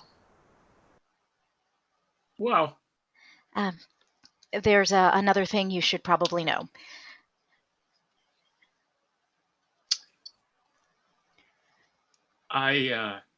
Your father and I. No. We may not make it to our destination. Wait, what? Yeah, we wanted to tell you now so that you're not surprised. Well, of course we're gonna make it. We're all gonna make it. Well, honey, we should have reached land yesterday. The water is still, but there's nothing to see. It doesn't look good. Ma, We're not trying to scare you. we have to stay positive. Oh, we're positive. Look, we've lived a beautiful life. And if we let you go on ahead, you'll have enough water to go all the way to South America. Yeah. Modesta needs you. So don't give up hope. Ma, We're not going to argue. Okay, we just wanted to tell you. Who cares about the rules or vows or whatever? We have to do something. Please do something. In the distance, almost too far away to hear it, the sound of a ship's horn. What's that? What do you mean? Braulio, what did you do? Ma, don't be ridiculous. But it's not immediate. We wanted to give you some time so you get used to the idea. No way, Ma. Well, hold on. And again, more clearly, a ship's horn. What's that? What is that? It sounds like a ship. You insubordinate. Oh, thank you. Thank you. How could you? How could I? You mean that isn't you? It sounds like a horn. Like maybe we're getting close to something. The horn again. No, but it's not you either? No. Huh. Oh. So then what now? A woman's voice, amplified. Identifique-se. God, a ship. Oh my God. We're safe. Dave? Careful now. Hands up. Oh, thank God. Hide the baby. Hide the baby. Yeah, here, let me. Henry hides the baby while Kate moves to the front of the boat. Her hands are raised. Shh, now. Be quiet, little piggy. Don't make a sound. Speak, Lady Gay. Identifiez-vous? Identifiez-se?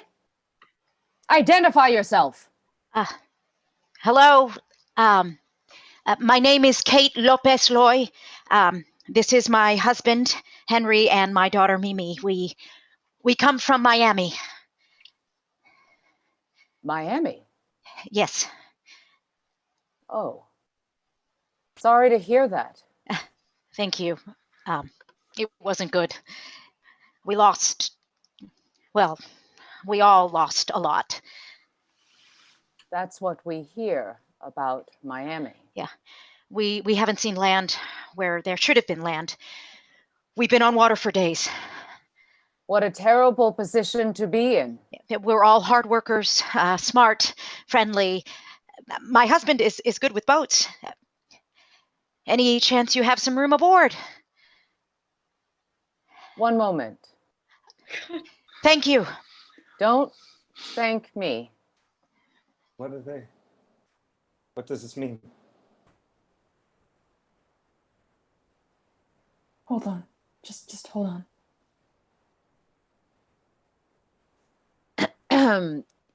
You all seem like very nice people. Oh. But I'm afraid we are unable to take your request. Wait, no. No.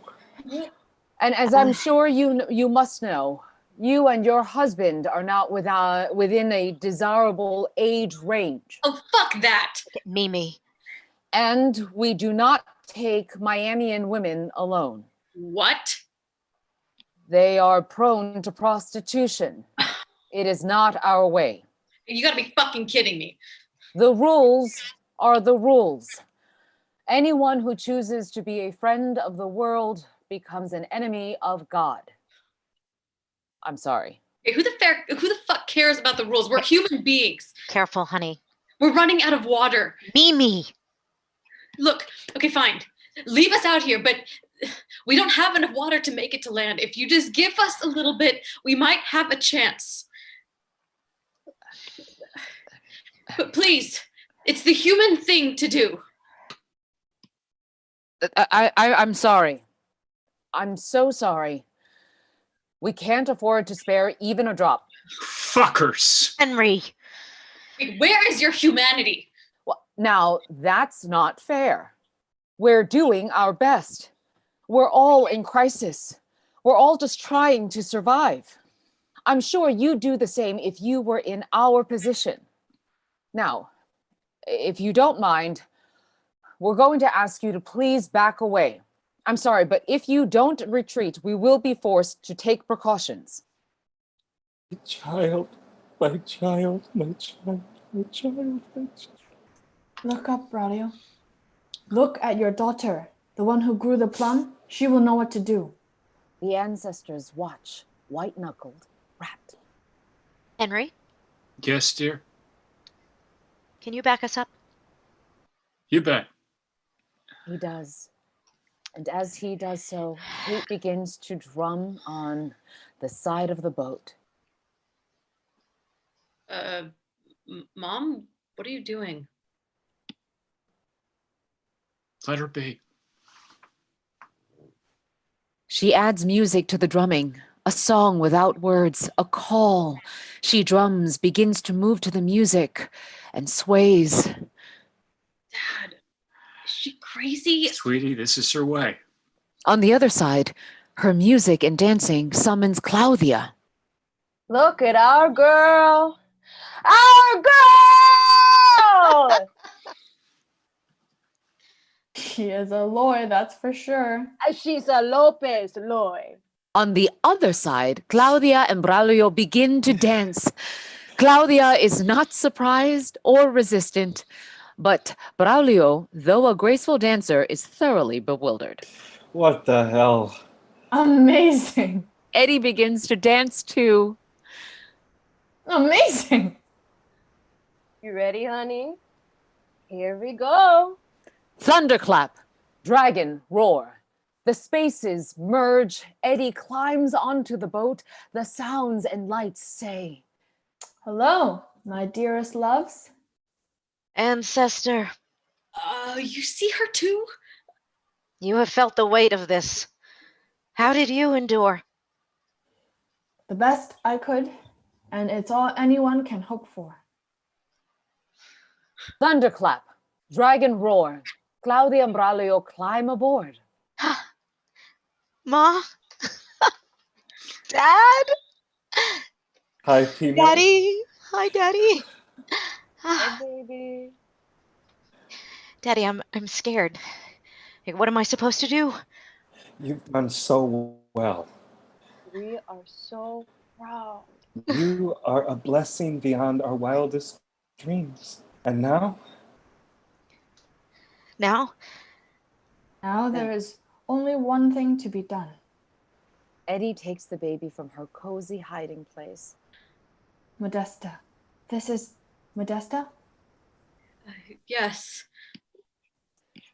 Your only hope is to offer her up. What? By herself? Never.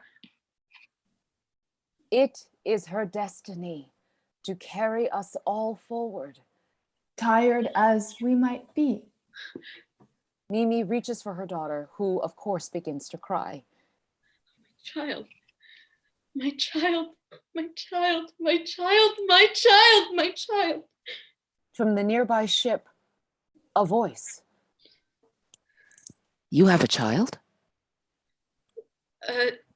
Yes, a daughter. She's just 7 months. She's alive. I cannot believe she's alive. One moment, please, wait, one moment. Mimi holds her daughter. Kate holds her daughter and her granddaughter. Braulio holds his daughter and his granddaughter and his great-granddaughter. Eddie holds them all. Our people have been unable to conceive for many years. It isn't much. I'm sorry, it's not more. But we will adopt this one for you, if you wish. That. Oh, honey. We might make it to South America. We might build a home and a new life. It's possible. But we don't know for sure what's waiting for us. And this way she would certainly live. Ma. It's up to you. Your choice, of course. She will be treated with kindness and care. And we will watch over her as we have watched over you.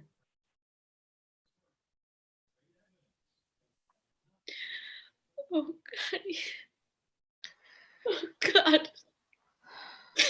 My child. She will never be alone.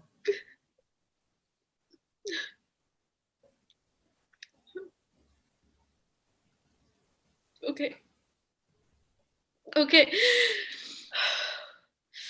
Okay. You can have her.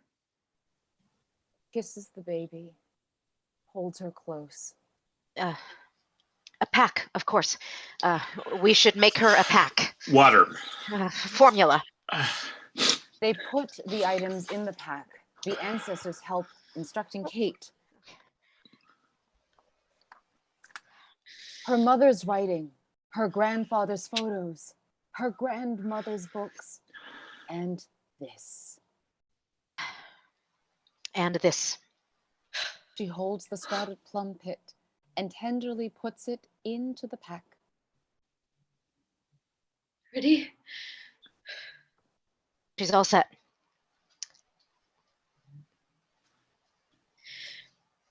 My child. She kisses Modesta one last time.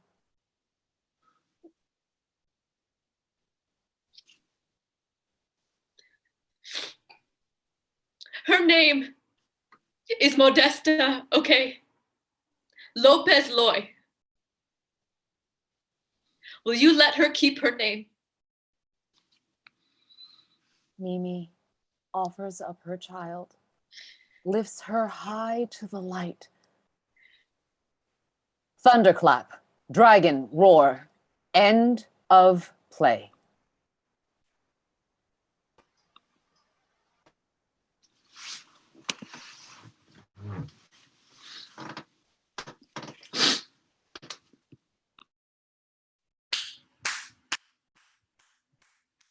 Applause, applause, applause. Thank you a million times over to our incredible cast.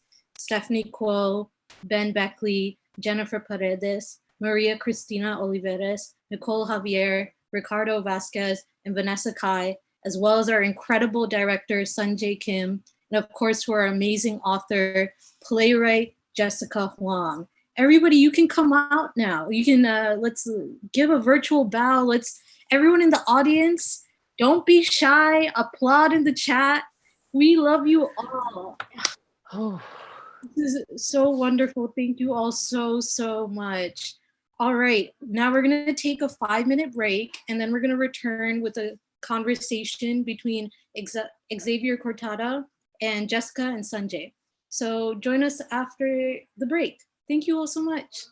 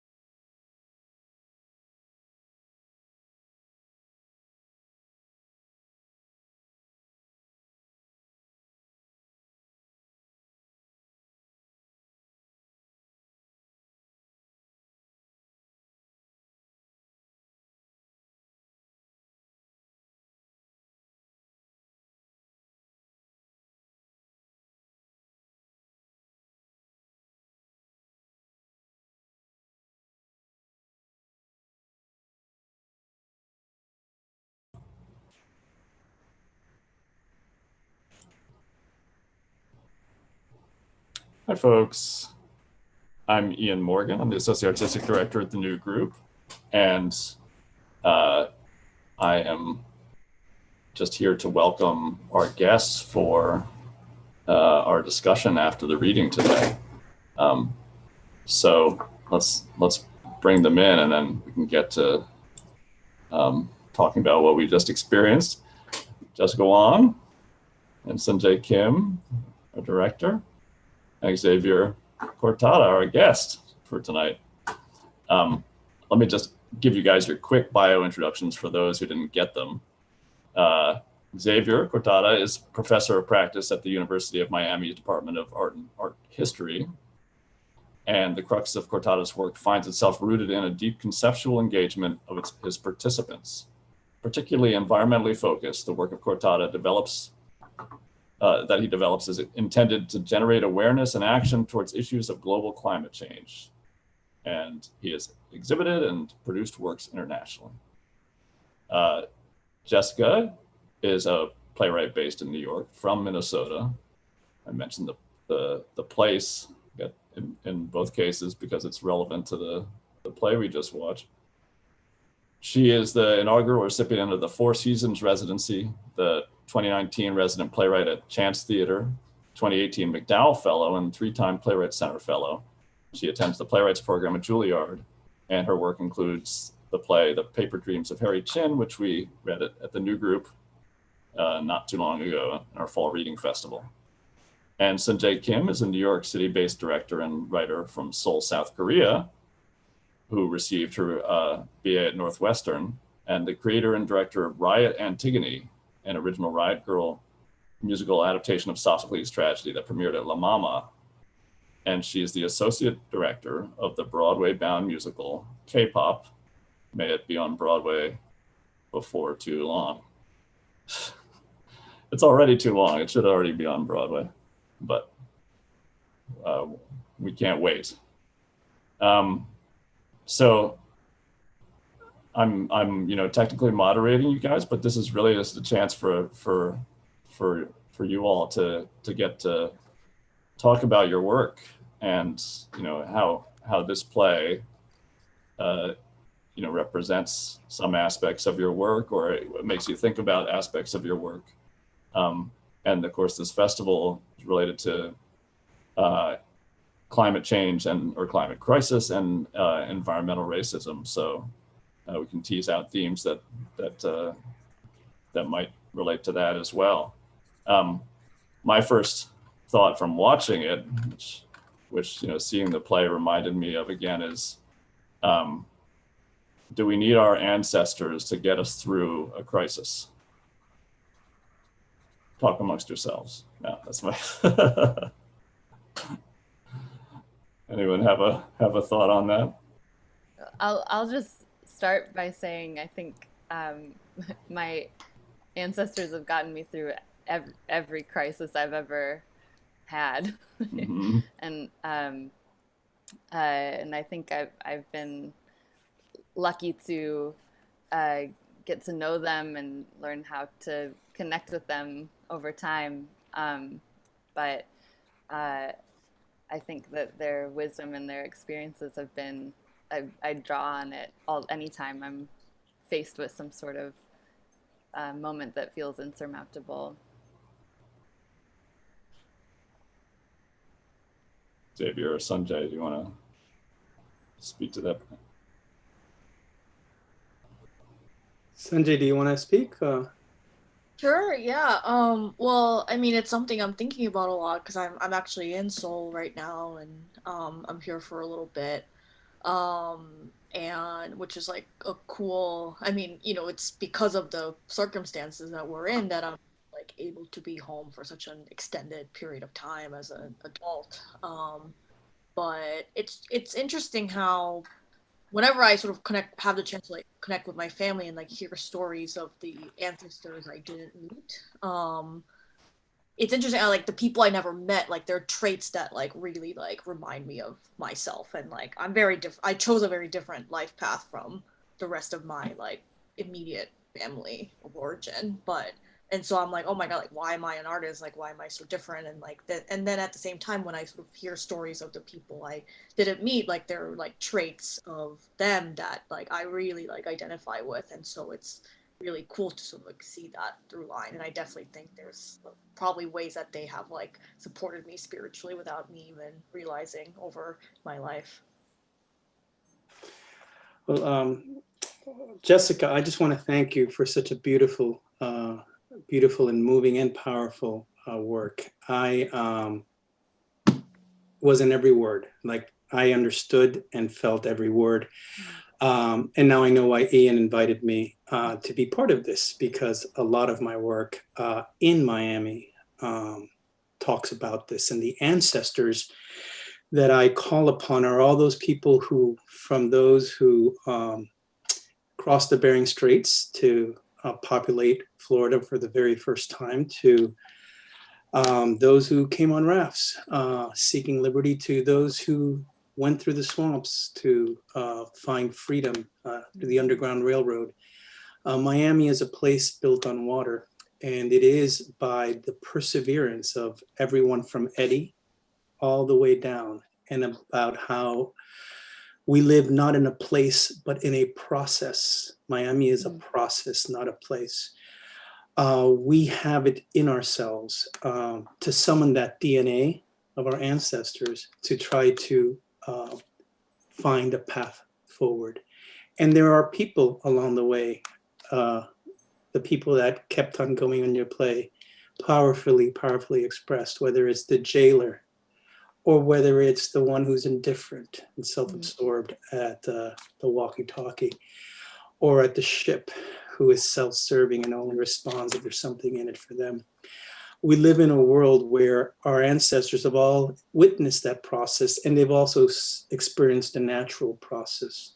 So there is incredible power by connecting people and place. And what you get when those two happens, just like beings evolve, is the environment shaping history, the environment shaping natural history, human history.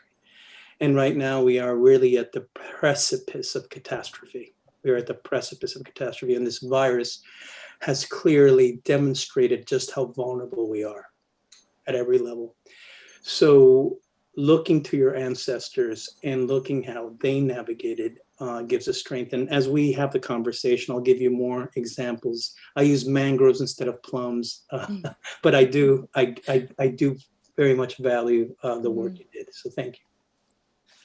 Thank you so much for that.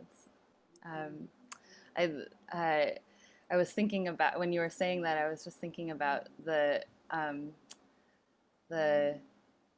crucible of the context, you know, this virus right now that both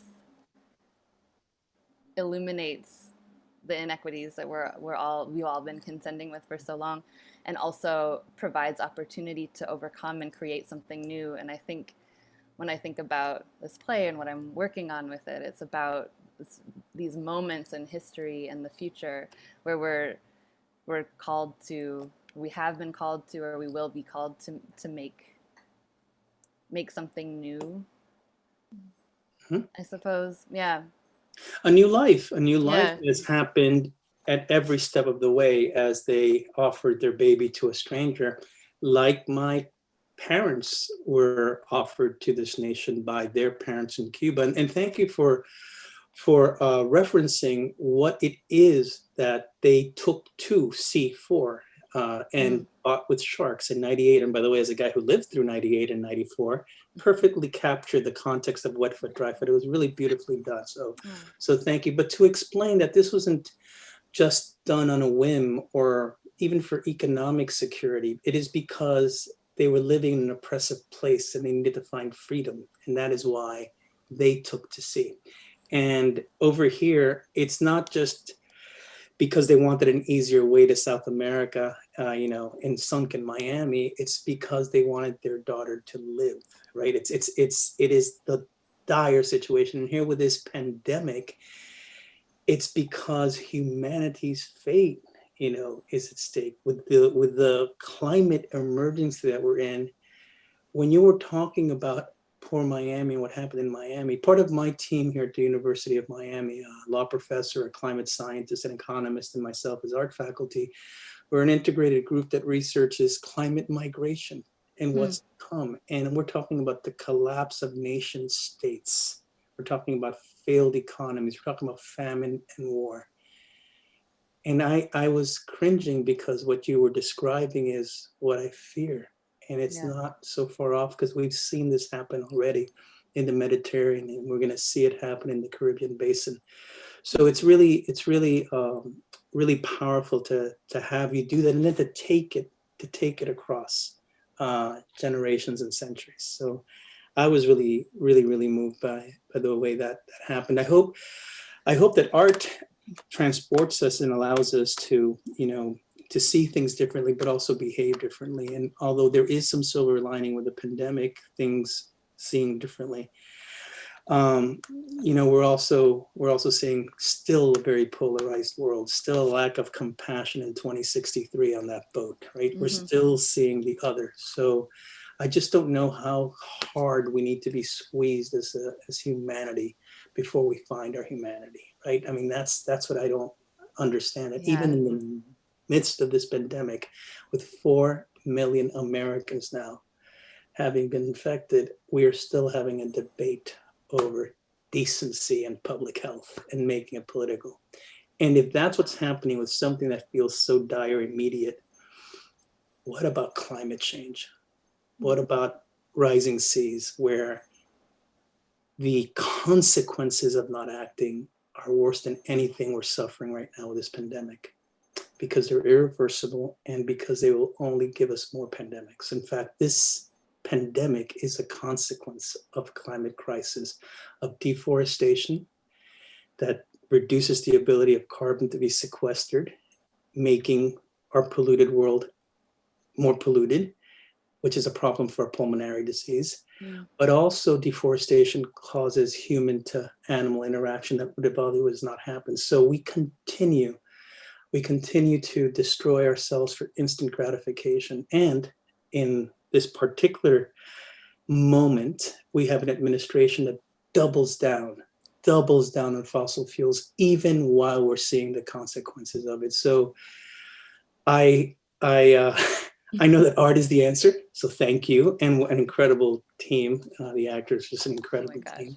Thank you, and let's keep pushing. Let's keep pushing and fighting, and using this vehicle, this universal vehicle of art, to communicate complex ideas and to reframe the way we see things, and to help engage us in the kind of dialogue you and I are having now.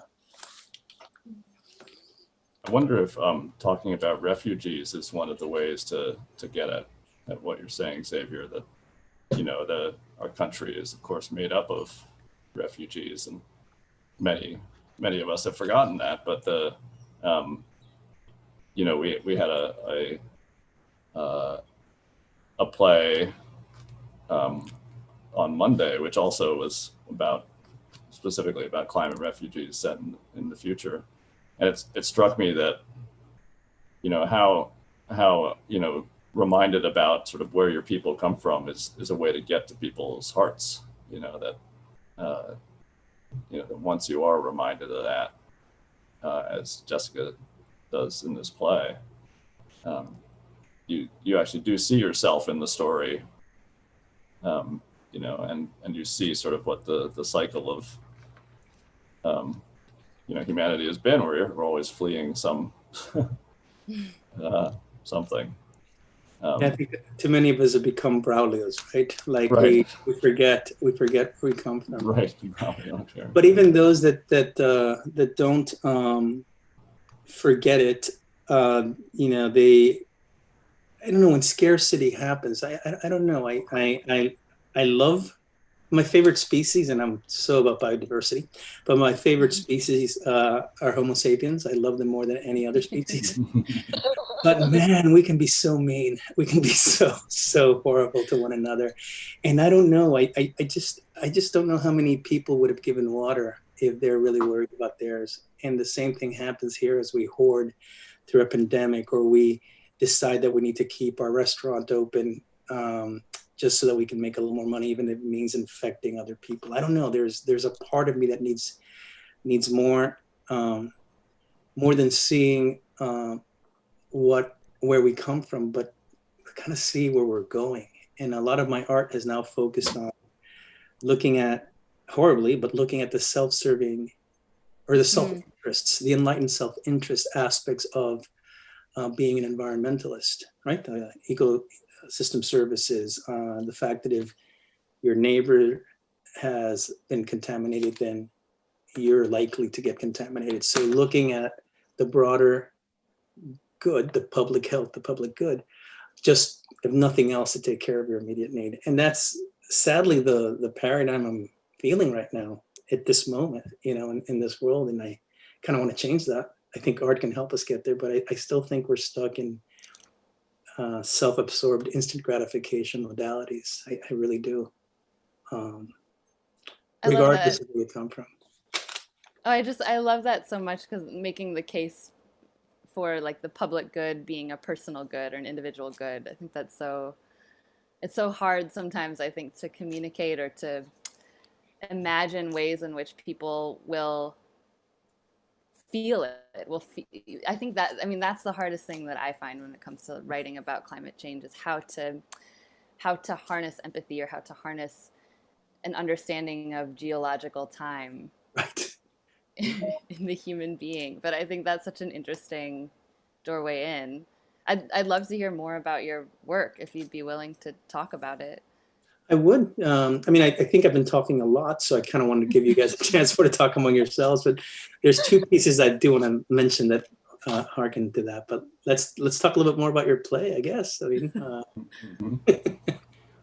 Well, I would say, like, I think I love what you two have both said about, like, this pandemic and sort of, like, art modeling, like, a new way of being. And my hope is that this time we learn from this time, and, like, starting within the arts world, which is, like, where I'm sort of, like, primarily thinking of, but in the larger world of how, you know, some things I really miss being in the room with everyone, obviously, and I wish we could like go like hang out after. But at the same time, there's some things about this sort of digital realm that has made a lot of things accessible to folks who might not be able to like go to a theater in person.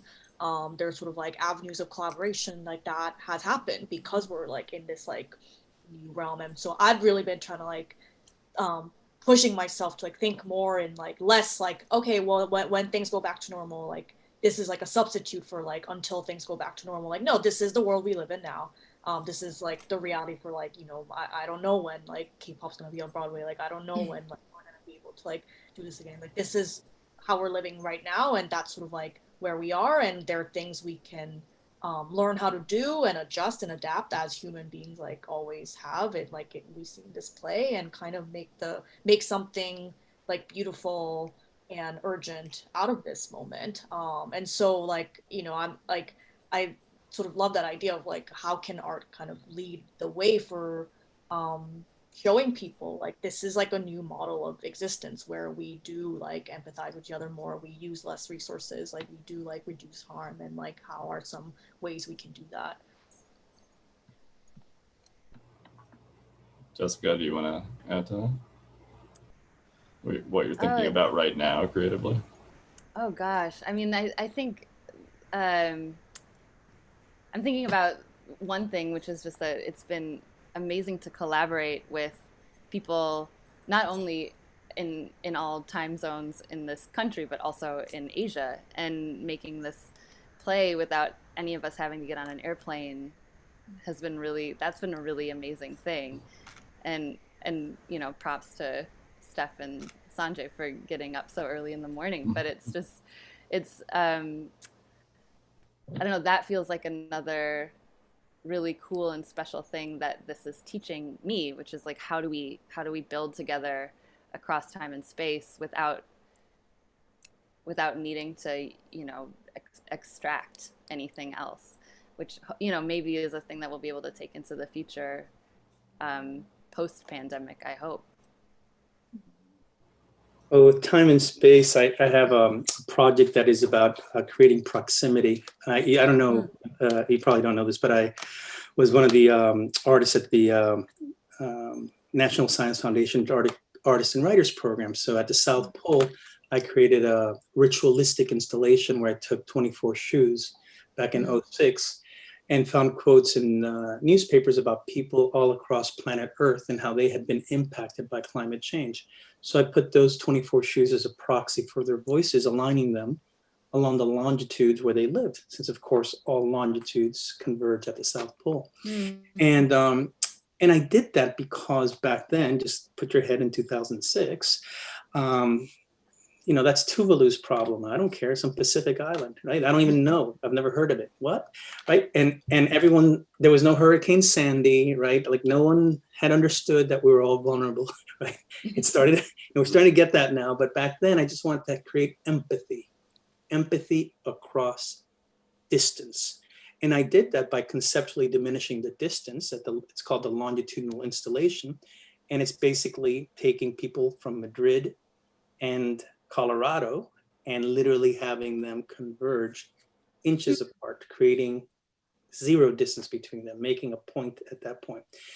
And the more recent one, it's about time. So you mentioned time and space. So with time, part of the problem is that people in Miami, for instance, would say, well, I don't care about sea level rise. I'll be dead by then. That's not so true right now, but you kick the can down the road. And what I want to do is create some emotional immediacy, shorten that care horizon between you and someone born 100 years from now. So I had them pen letters to the future that would not be opened until that year. And it was my way of making them connect with another human being not yet born and tell them who they were, what they saw, and most importantly, why it is that they were writing to them. And that allows Eddie to care about the baby on a raft in 2063, because what she did when she gave up her daughter is to make sure that the life of a descendant 2 centuries later, or a century later, would be cared for. So if we know that our actions or lack of actions today will make a difference on someone not yet born, then maybe we'll act differently, because yeah, you'll be dead by then, but there are others that we care about, and animals we co-evolved with an ecosystem. So those are 2 conceptual, right, pieces that I've created to reframe how we see each other across the planet and across time. Wow. And these are performative works. I'm a visual artist, but I also do mostly social practice work. And the latest one is something called the Underwater Homeowners Association, where we have people take old political signs that pit you against your neighbor and paint them white. And we have an app where you look up the elevation of your property here in Miami, and you paint the signs like the white glaciers of Antarctica. You put a little line, which is in blue, a little blue squiggle, and that's sea level rise. And then you look at the app, you type in your address, it tells you what your elevation is. And then with black paint, you write that number on your sign, and you put it on your front yard. And when your neighbor says, what's that number 6? You tell your neighbor, that means my house is 6 feet above sea level, which means a 13-foot storm surge during a hurricane, and we're done. It means that 3 feet of sea level rise means my septic tank doesn't work and my property value is worthless. And whether you believe in climate change or not, Antarctica doesn't care. And guess what? You're at my self-elevation, and it doesn't care that you're a Republican. So what can we start doing proactively today, locally, to do what homeowners associations do, which is protect the value of your home? So instead of worrying about how tall my grass is or how loud my neighbor plays music or whether the color of my exterior wall paint insults you, you worry about whether or not your entire neighborhood property and everything that you've worked your entire life for as the equity in your house is going to disappear because of a collapsing market. So that's the Underwater HOA. So these are processes that I create to do those kind of projects. I love that. That sounds so Amazing! What an amazing idea. I think it's so cool. I love. I just am so inspired by that sort of person to person engagement, and I think theater is its own thing, and telling stories I think is really important and special. But I don't know, that sort of work just really sparks for me. And just like you're not confined to the four corners of a space, clearly, because of this pandemic. As you know, so much theater is in community and engages community in the same sort of way. And that's why I'm saying about art helping reframe it. All I did was put political signs in front of my art, and trust me, I'm very active in changing. I'm an activist, so I care a lot about who gets to be allowed to vote, and to make sure that we vote in our self-interest, right? And we don't get duped, that we don't. Right? So there's a lot of my work that's about that. But I'm particularly interested in getting people to understand that they are protagonists, that they have the ability to effectuate change. And we have seen that happen amid a pandemic here in the United States. So I begin to have a little more hope. It's just that we need to make sure that we don't give up, and we continue fighting, and we don't get duped or divided, or in one way or another polarized even within our ranks. That we are open and loving and understand what our place in this world is, and the selflessness. It was so painful for me to see the very last one, the boat one. It's like God, because in that one, you were giving it to people that I wasn't so cool with, right? So it's like, you go to South America, don't do this. Whereas the first one, it was a very loving thing. I mean, I want to keep her name. So I don't know, there was incredible tension for me at that moment. But I understood you were trying to make me feel very anxious, because this is what I did to my planet, and now there's no Miami, and okay, I'll give my daughter to people who aren't so cool. And that's exactly what we're doing to our children. We're giving them to a warmer, crueler, hostile world with scarcity of resources and with suffering. That's literally what that 2063 child handoff is going to look like. So thank you for making us hurt. I love the word you use, like people seeing themselves as protagonists, and maybe it's like the kind of language of drama that I'm responding to. But I think that's something a lot of us don't really think about. It's like, and I think that's like a lesson I think I had to learn, like becoming an adult. I'm like, oh, things aren't like happening to me. Like I am like making them happen, like big and small. Yeah. In this dark world, we have a responsibility to do that. The same way you and I, all of us create. We have the ability to create, to bring life into this world. All of us are artists, every single one of us. So we have the ability and the responsibility to do that, and we can. So it's too easy to be the people going out for a drink, and buying cigars, right? It's too easy to say, well, my shift is done, I'm out of here. Let's go party, right? Who cares who's dying out at the sea? Time's up. That's not what human beings do, right? What human beings do is they come and they care. And each of us, if we believe that it's someone else's job to save someone on the raft, then the people who have a little badge on and decide who gets saved make all the decisions. But if all of us collectively are looking out to sea, if all of us are caring for one another, then we don't feel so hopeless or isolated or alone, right? We feel interconnected, which is what I was trying to do. I was trying to get the scientists worried about the Great Barrier Reef, and the grandmother in Zimbabwe who couldn't feed her child, and the environmentalist in Colorado who was seeing the water disappear. That we were there for one another in my longitudinal installation, that we cared about each and one another, that you weren't alone. And I think that work like the one you directed and the work you created show us that there's this empathy, that there's things that you can do, and the humanity of greeting that person the prima, the primo, the abuelo, the whole lineage of families are getting off. It's like, yes, you did this, you helped that. So I think as artists, we need to model that. And then in my particular work, I actually create a platform for community to actually do that. So the Underwater Homeowners Association is a real thing with real members and real officers who do real policy work, and they work. So right now, we used to meet at a bookstore, then at a botanical garden. Now we're meeting on Zoom because, of course, that's what you're doing. But I try to make sure that all of us understand that we all have a role, and you only get to be one of two things, either a protagonist or an antagonist here. You know, there is no neutral territory. I love it.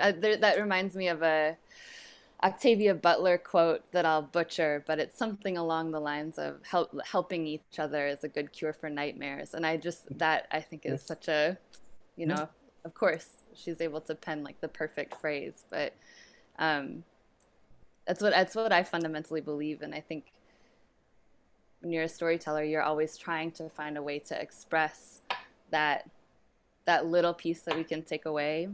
And I guess if there's one thing that I hope this play is about more than anything, it's just that, is the power of community in the face of disaster. And indifference is disaster. I heard you say that, and I care for that, because you gave us both extremes, right? You gave three of them actually. One, just this mean-spirited jailer, and then the indifferent, Coast Guard folks, and then the other people who were just careless and heartless. So I don't know. You gave us those three dimensions, and you don't have to be the mean jailer. You could be indifferent and do as much harm. Yeah. And that's I think the crux of what we're trying to do right now with this climate movement is let everyone there's another thing I do where I have people plant trees, regrow mangroves, there's all these rituals and processes, and they're all about engaging community in bioremediation or making a difference. If you're interested, so it's my last name. I'll give you the website. It's cortadaprojects.org. So, and I'm sure if you just Google my last name, you'll find it too. But it's a platform that I've created, and what we're doing right now is working with school teachers in the state of Florida so that they can bring this into their classrooms. And what we focus on aren't plum trees, but mangroves. And the reason we do mangroves is because mangroves normally are these coastal plants that are incredible carbon sequestration mechanisms. They really serve as carbon sinks. And importantly, when a hurricane comes, the energy of mangrove roots buffer against storm surge. They capture the energy which would otherwise destroy buildings and what's upland. So they're important trees, but because of sea level rise, they are vulnerable. They can't, when the ocean gets too high, even they fall. So what we're doing is we're planting mangroves inland in people's homes, along with a little white flag with the elevation of that home. And the idea is as that little mangrove property grows into your tree, time passes, which means there's more vulnerability, because sooner or later the coast will come to your doorstep. And as you realize every time you come home that you're vulnerable and failing to do something about it, you realize that that door you're opening is becoming less valuable.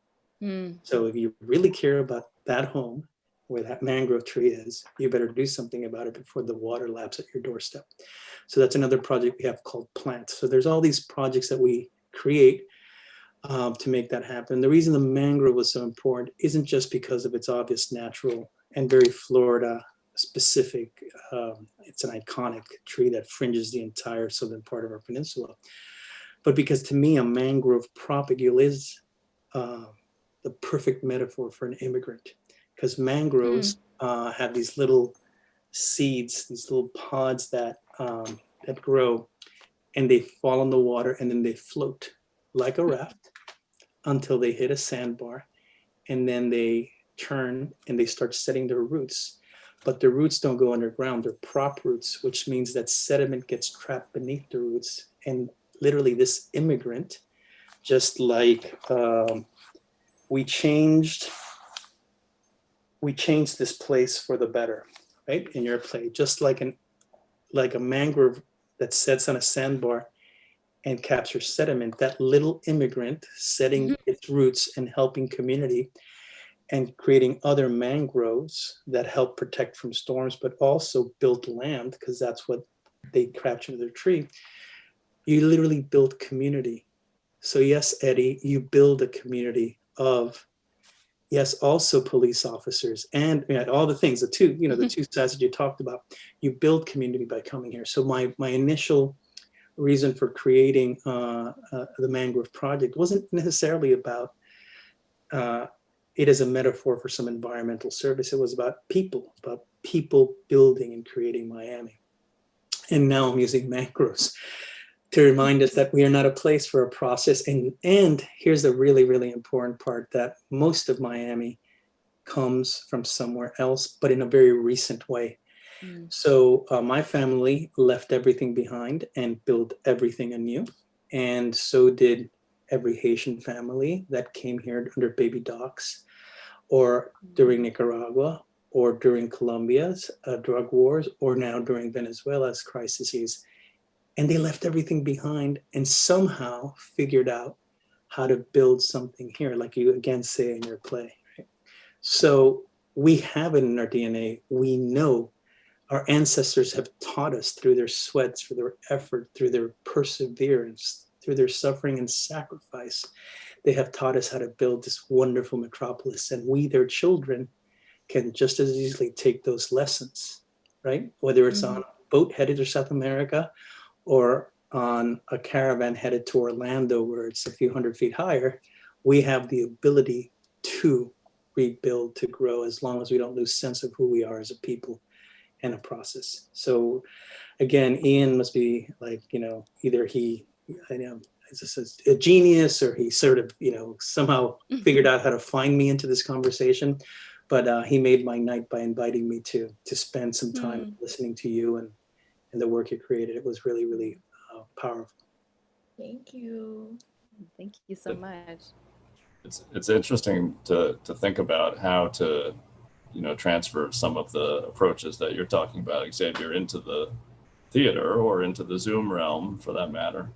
The kind of direct engagement, where people do that in New York theater to some extent. There are kind of interactive shows more and more, including K-pop. We do that in Miami too. Like there's a. I saw some, when we were there. Yeah. And so whether that's the kind of whether that's one direction that Seonjae or Jessica, you guys are looking at for this sort of work, whether it's on climate or on all of the many things related to it, or like all that intersecting. The one thing the advice I give you for that is that there's and symbolism is okay. It's okay to do something as a gesture. There's nothing wrong with that. So it ends and everyone gets a plum seed, and that's a gesture. That's a gesture. It doesn't mean that there's going to be anything. It could be magical, right? It doesn't have to be something done. Or I did a piece where we gave everyone a piece of slash pine so that we could literally have a reforestation effort happen. But the one thing is that when it's more than a gesture, when it's a movement that you're wanting to do, my advice is to partner with an organization who has capacity in that area, because that's not necessarily your role. So if your role isn't, community organizing or activism or, building democracy or animating democracy or getting out the vote, then the best thing is to bring them in. And if you go that route, there's a couple of ways of doing it. One way is to just outsource it, which is disconnected. But if you're too busy doing your stuff, it's good enough. It's better than nothing. But the more powerful way of doing it is, and there's a continuum from just outsourcing, have a voter registrations desk, at the entrance of the theater, to the other extreme of the continuum, which is working in parallel with the organization and weaving their mission and their story into the work. And that is a lot of what I do in a collaborative way, working with different groups for different reasons. And what is your process like for that collaborative conversation? Yeah, the thing is, it's a life work, right? So that's really what my strength is my practice is a social practice. So it's about having relationships that you build in the community, because it's what you're passionate about. Those relationships sustain themselves over the years, and then you find points of interest. For instance, we had a solar panel solar panel amendment here, where the legislature was trying to trick the voters into voting against their interest about solar energy. So I partner with cleanenergy.org on a whole campaign around that. So again, it's because of my work with environmental concerns, from getting a bunch of elderly people to fry eggs on a solar panel on the 10th hottest summer of recorded history, right? And to show that it's not just about saving energy, and it's not just about reducing carbon for future generations. It's about dying of heat stroke at 3 p.m. today. So that was a partnership with the Red Cross and the Union of Concerned Scientists. So anyway, what you do is if that's your body of work, if your work is about engaging others, then there's a whole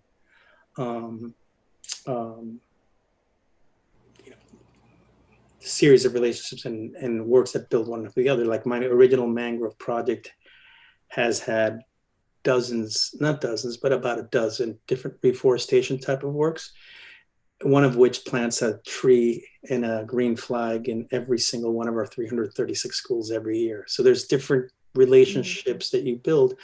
But that's what I'm trying to say. It's not just, okay, I'm doing a play, let's do this. It's about, okay, if my practice is an integrated practice, and naturally those things would come together. And there's no reason for every person in theater to go to that range of activism. There's different ways of collaborating. I'm just saying that there's different forms of making that work. And the other thing that you have to be ready is to do a lot of work. Like it's taken me, and to make a lot of mistakes. Now I'm sounding like a TED Talk, but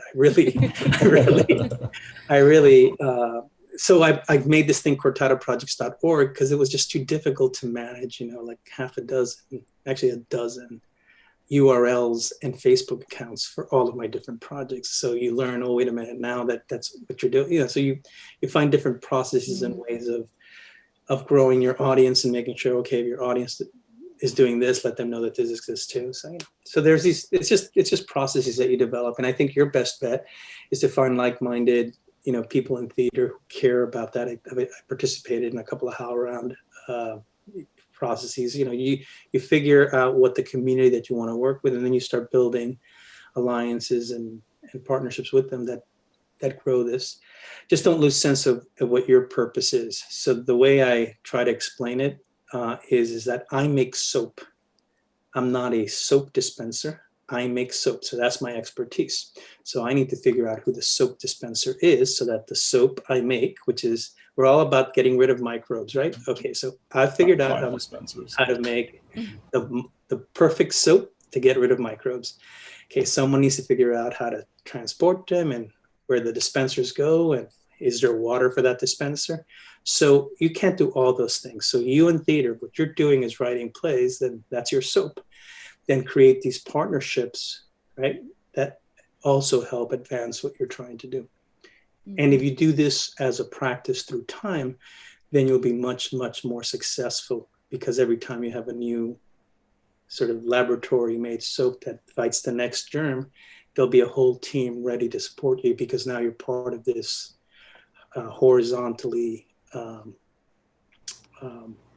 created platform that does this work. And that's what working in collaboration is about. So Seonjae or oops, I'm echoing. Or Jessica, do you guys have thoughts about, with this play, ways that we could move forward? People that you would love to collaborate with on it going forward. You could just say each other. This group. That'll be great. I didn't hear that. You'd love to do it at the new group. Oh, yeah, of course, yeah, sure. Yeah, Me too. Of Me too. course. Well, you can always reach out to me. You know, we don't want to subject every YouTube viewer to this conversation, but if you care, I'm happy to. We will. Yeah. Most definitely. Yeah, and this festival, I mean, I think this is still a version of soap, but you know, we're trying to, within RDC and rewriting the future project that they have, you know, trying to sort of reach out to the larger creative community for, you know, ideas about how to spread the word. Yeah. No, you also need people to help you make the soap too. You know, you need better soap makers, and you know, but just, I guess what I was trying to say is just be aware. This is really just an advice for the artists not to burn themselves out, right? Like, don't try to do all things. If your expertise is writing a play that gets to my heart, then find a partner that helps you do. If you're making soap and that soap is really good, then I need you to make better soap. So work with someone else who does the other things. So my soap making is a little more integrated. So my skill is in bringing these groups together and activating and doing that work. But then there's a point where you need more soap dispensers or more soap or something. And I'm getting lost in metaphors. You know.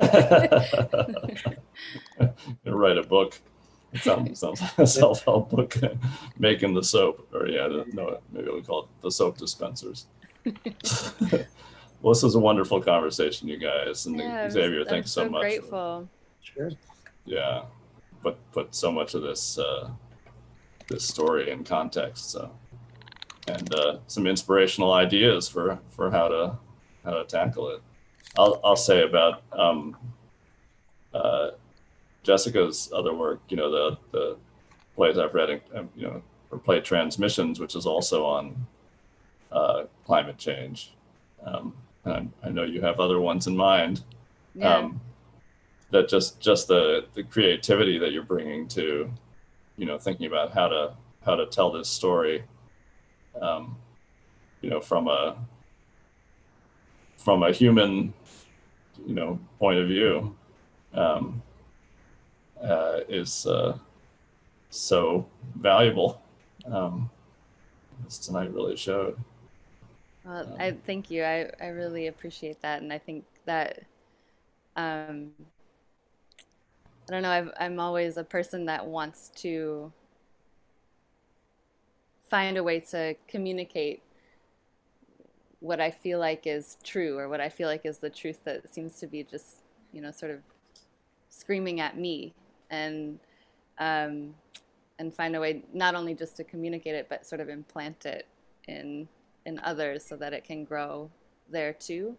And that's the trick of it, I think. And so yeah, and it's a joy. I mean, it's a joyful life to do that work, and and to be inspired by other artists like you, Xavier. It's really exciting to hear the work that you're making. The group of performers, the actors who did it tonight, who are still with us, some of them with their videos turned off, but all of you guys, and with Seonjae's guidance, you know, just brought so much out of it in terms of the love between the characters and the generations, which seems to me also an amazing way to get at, you know, if you're in a crisis, you know, that's what you hang on to, right? And in fact, in crisis, people, you know, people's love comes out to some extent, as we have seen recently, and the way families have, of course, some people have squabbled, and I'm sure, but you know, we all cling to each other so hard when we need to. So Seonjae, congratulations on finding that in the story. Well, thank you. It wasn't that much work, honestly. The text just is like so rich, and also, you know, just these like three stories, like all so like different, but like how like the human impulse to like survive and take care of each other, like repeat. I think like everyone just sort of like dove in fast, connected to it connected Everybody. to reality like so beautifully. Yeah. Was it It was easy. All right. not too much of it easy when the text is good, you know. Well, that's right. I know we all sometimes we think it should be hard, but why? Yeah. If something easy is a real, I can really appreciate, especially right now. Yeah. And in that vein, I just want to give a quick shout out to this cast in particular, who, I mean, you all saw how incredibly talented they are, but also just the joy and love in the chat on the Zoom the entire time we were in rehearsal, the laughter, the love. It's just, it's a really, I think it shows through the love that you're expressing, I think, in the play is, was brought to the next level because these people are so loving and so compassionate with each other, and that in this time of isolation is a needed balm, I think, to be in community with this group in particular. Yeah, and maybe that's one thing theater of this kind does so well, is just kind of showing us that, right? Yeah. Yeah, letting it show, I guess. It's not that we're showing it, it just lets itself show. Yeah. It's an example. Well, thank you guys so much. Great reading, great conversation. Xavier, I really appreciate you joining. Absolutely. Really, you made my day. This was really, really beautiful. So thank you. And make sure to reach out to me. And again, thanks for the incredible, I mean, I had a really, really beautiful time seeing, again, that like those people across the planet that aren't alone, that, you know, here we are, yeah, you know, plums versus mangroves, but we're all doing the same work and trying to move humanity forward. So thank you so much. Thank All right. you. Not the new for having us. Oh, please. So much our pleasure. And good night to everyone who's watching or will watch in the next few days. This will be available for 3 more days. So tell your friends, you guys tell your friends. It'll be streaming on our YouTube page. So, and for those who can, come back tomorrow night for another wonderful reading. Daniela de Jesus' play. All right. Good night. Night. Thank you.